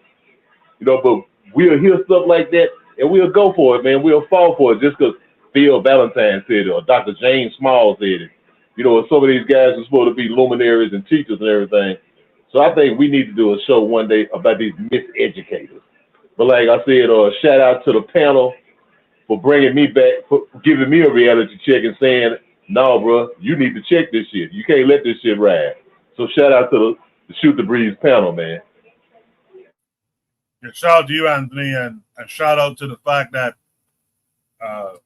you realize that, yeah, we gotta buck some of this talk, you know. By the way, earlier when Anthony had spoken during the show, he mentioned those mounds. You know, that Phil Valentine, Dane Calloway thing about Montezuma is Mansa Musa. That came from Hidden Colors. That came from Tariq Nasheed and them. And in one of those Hidden Colors films, they talked about the mounds that Anthony mentioned earlier. They talked about those mounds and you know, claiming they were underground pyramids and all that kind of stuff too. So shout out to Tariq Nasheed once again. All that stuff you have Phil Advisor talking about, that dumb stuff, that comes from that Hidden Color stuff. But I digress. Black Steel, shout out this week. I want to shout out first of all, it's Black August, so remembering, you know, commemorate some of our events and our resistance to our oppression. August 21st, 1831, the beginning of the Nat Turner Rebellion. That was 194 years ago, but I remember like it was yesterday. Haitian Revolution started August 20, 1821. Remember our revolutionary ancestor, George Jackson. And that's really it. But Black August is packed, man. I think, you know, we talk about Black History Month, but Black people did a lot of resistance historically in August. I think sometimes we forget that.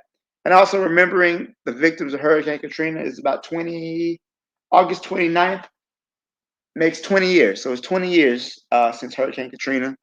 And remember those people who were lost in the storm. And that's really it. Thanks. Appreciate it. Brother Bakari is back. Brother Bakari, what would you like to shout out this week? I want to shout out you, man. Shout out everybody on the panel. That you know, and shout out to all the young brothers and sisters that gone back, that started school. You know, I know things look tight right now for everybody, but I'm hoping one day that we can organize something and start putting some money in the pot so we can help some of our young brothers and sisters who's off away in college or in trade school or anything. Maybe we could help them with a book or some toiletries or something, but we have to start looking out so they know that we care. So when they go and they make their money, they don't have to leave the community for good. I want to shout out everybody who said Donald Trump being president gonna bring us together. I'm shouting y'all out because I just know y'all about to take y'all uniting ass to DC and get things in order so y'all can unite and do something with the weak ass National Guard. That's why I'm shouting y'all out, because it's gonna bring y'all together. On that, man, I yell in mic. I will vote for Donald Trump. With that said, man, let me hear from Jackadero. Jackadero, what say you? What would you like to shout out this week? Man, This Donald Trump thing, man. Every time he makes you laugh. That's a hey, by the way, that's a bop, man. That thing slap. I will vote for Donald Trump. Come on, man. That thing hit. It slaps. Shout out to all the women that participate as viewers, and then shout out to Cheryl. Cheryl, you have such an awesome insight, such an awesome voice. If you're ever in Omaha, this is part of the second shout out. Man, go ahead and reach on out to us at the Empowerment Network. That's Empower. She's never gonna be in Omaha. She's never gonna. Let me cook. Shout out to the Empowerment Network. That's empoweromaha.com. To touch on what Brother Bakari had said, it's back to school time. Empowerment Network is a direct contractor with the Step Up program. What that is basically we connect all the kids specifically in North Omaha, the historic Black neighborhood in Omaha, with mentors, both men and women, and we do a damn good job. We got the data. 6% of the mentees are Black immigrant kids from Africa and the Caribbean, specifically Africa. We have the largest, again, Omaha, Nebraska is home to the largest South Sudanese diaspora in the United States. So it's connecting, it's building bridges, and of course doing our part. Last but not least, this is like Black Steel had said, Black August, North Omaha. So every 2 years, North Omaha throws Native Omaha Days as a celebration of the historic North Omaha neighborhood. And this past August, man, my memory doesn't serve me correct, but this month we celebrated the week-long celebration of Native Omaha Days, equipped with a parade, festival, and vendors. I was out on the scene collecting data on behalf of the Empowerment Network. And one of the things that was really touching that I got told, Cheryl, America's armpit. You'd be surprised about Omaha. Cheryl, come over here. Come on. You'd be surprised. We got, matter of fact, there's a Jamaican restaurant. It's probably one of the most visited Black restaurants here in Omaha. How about this? A rum punch and a jerk chicken on me, Cheryl. You come over, look me up, you know. But that's a married woman, bro. Tighten up. And one of the things that was really touching from one of the elders that attended Native Omaha Days, he said he saw that he was very surprised to see that no youth were on their phones when they were attending Native Omaha Days. So once again, that's the Empowerment Network that you see on the screen. That's www.empoweromaha.com. Hey, let me say something right quick. And I want to give a shout out to Omaha, Nebraska. Jackadero and Terrence Crawford about to whoop Canelo. Hey, the whole Black world need to be riding with Omaha, Nebraska and Terrence Bud Crawford in September. Yes, sir. Yes, sir. Yes, sir. Woo! Let's go. So it's my time. So Good stuff. Go ahead. Yeah. Let me start it like this. So shout out first. Let me say this. Shout out to my African brothers in America. I appreciate you all, brothers, for coming on this live and spending time with our Caribbean brothers and African brothers. I appreciate the dialogue and the diversity. I think sometimes we look at the division, but we don't necessarily look at us coming together, the collectivity. And this is a long-standing show, really and truly. And we still find ourselves coming together on this particular live and have discussions, serious discussions from time to time, discussions that should be vetted. I have found sometimes, because Anthony said you got to do the work, and he is absolutely right. But sometimes when you go on different channels, some people are so closed, they don't want to hear from people from different spaces and places. So the conversation becomes very difficult, and you get into the name callings and the back and forth. And I appreciate the fact that the brothers come on and give us an ear and a hearing, and so we could have an exchange of different kinds of ideas. So shout out to you all, brothers. The second thing I want to say is, because Brother Bakari been poking this bear all night, and I don't want to get into the political discussion, because he always poking the bear at me, saying the Black people get together.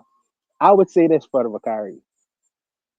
Since Trump has come to power, he has banned many African countries or Africans coming to the Americas, in particular North America. And he has banned many Caribbean countries and coming to North America. What has happened from that experience is you seeing a whole lot of discussions and and ideas of trade. In fact, Jamaica, I think Nigeria is supposed to be given Jamaica an infusion of money, a whole lot of money into Jamaica, whole lot of money into Jamaica. Now, these things that's happening right now, I believe, is because of the aggression of North America saying we don't want no black people coming into our country. Seeing a lot of that happening right now, in particular with the Caribbean and African countries. A lot of that. So black people are coming together, but not in the way that we thought it would happen inside the United States of America. That's what I want. That's the one thing I wanted to say. The other thing I wanted to say is shout out to Assemi Goita in Mali for destroying the Islamicists who are trying to destroy his country, in particular from northern Nigeria. He was just able to dispatch with a terrorist inside the borders of his country. So shout out for him and capturing one of the agents, one of the French agents, who was trying to destabilize his country and pretending to be what he was not. Shout out for capturing him and taking him to task for what he was doing. They are fighting a battle for independence right now against France. And I think that the AES countries are doing a yeoman's job in doing that. So shout out to those brothers in doing that in the AES states. So that's where my shots will go today in terms of the positive things that I wanted to say.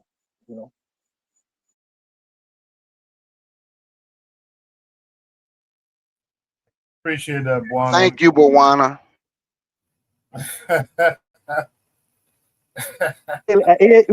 We can fight about it tomorrow. We not gonna fight, man. I'm just having fun with you, Bawana. I ain't fighting with you. But it is fun messing with you. I want to shout out these two food reviewers who were about to review some food at a restaurant when this happened. Boom.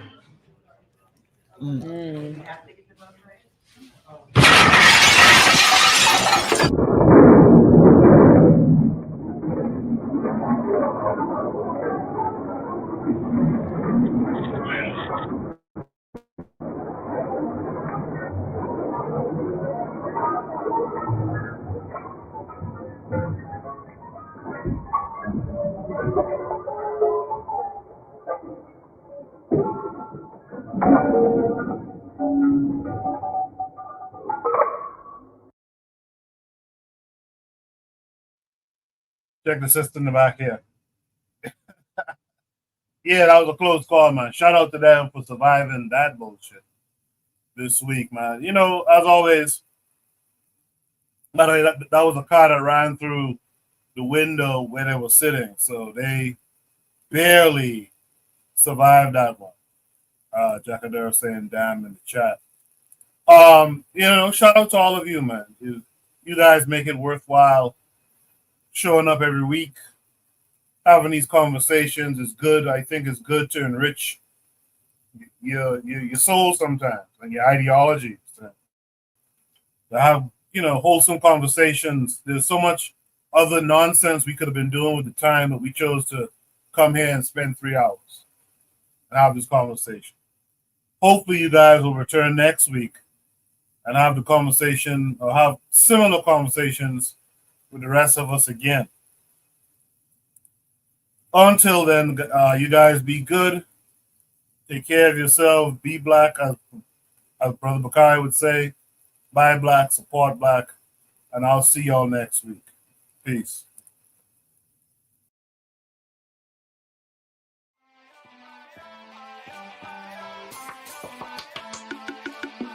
Thanks for listening to the Bitter Medicine Podcast with your host, Koku. If you like what you just heard, We hope you pass along our web address, bitamedicineblogs.com, to your friends and colleagues, and share our show to all your social media. Be sure to check out our archive section on our website for previous podcasts. This has been a KWAZ radio production. Join us next time for another session of the Beta Medicine Podcast. Follow us on Facebook at Beta Medicine Show, Twitter, Beta Meds, Tumblr, Beta Meds, Instagram, Beta Medicine.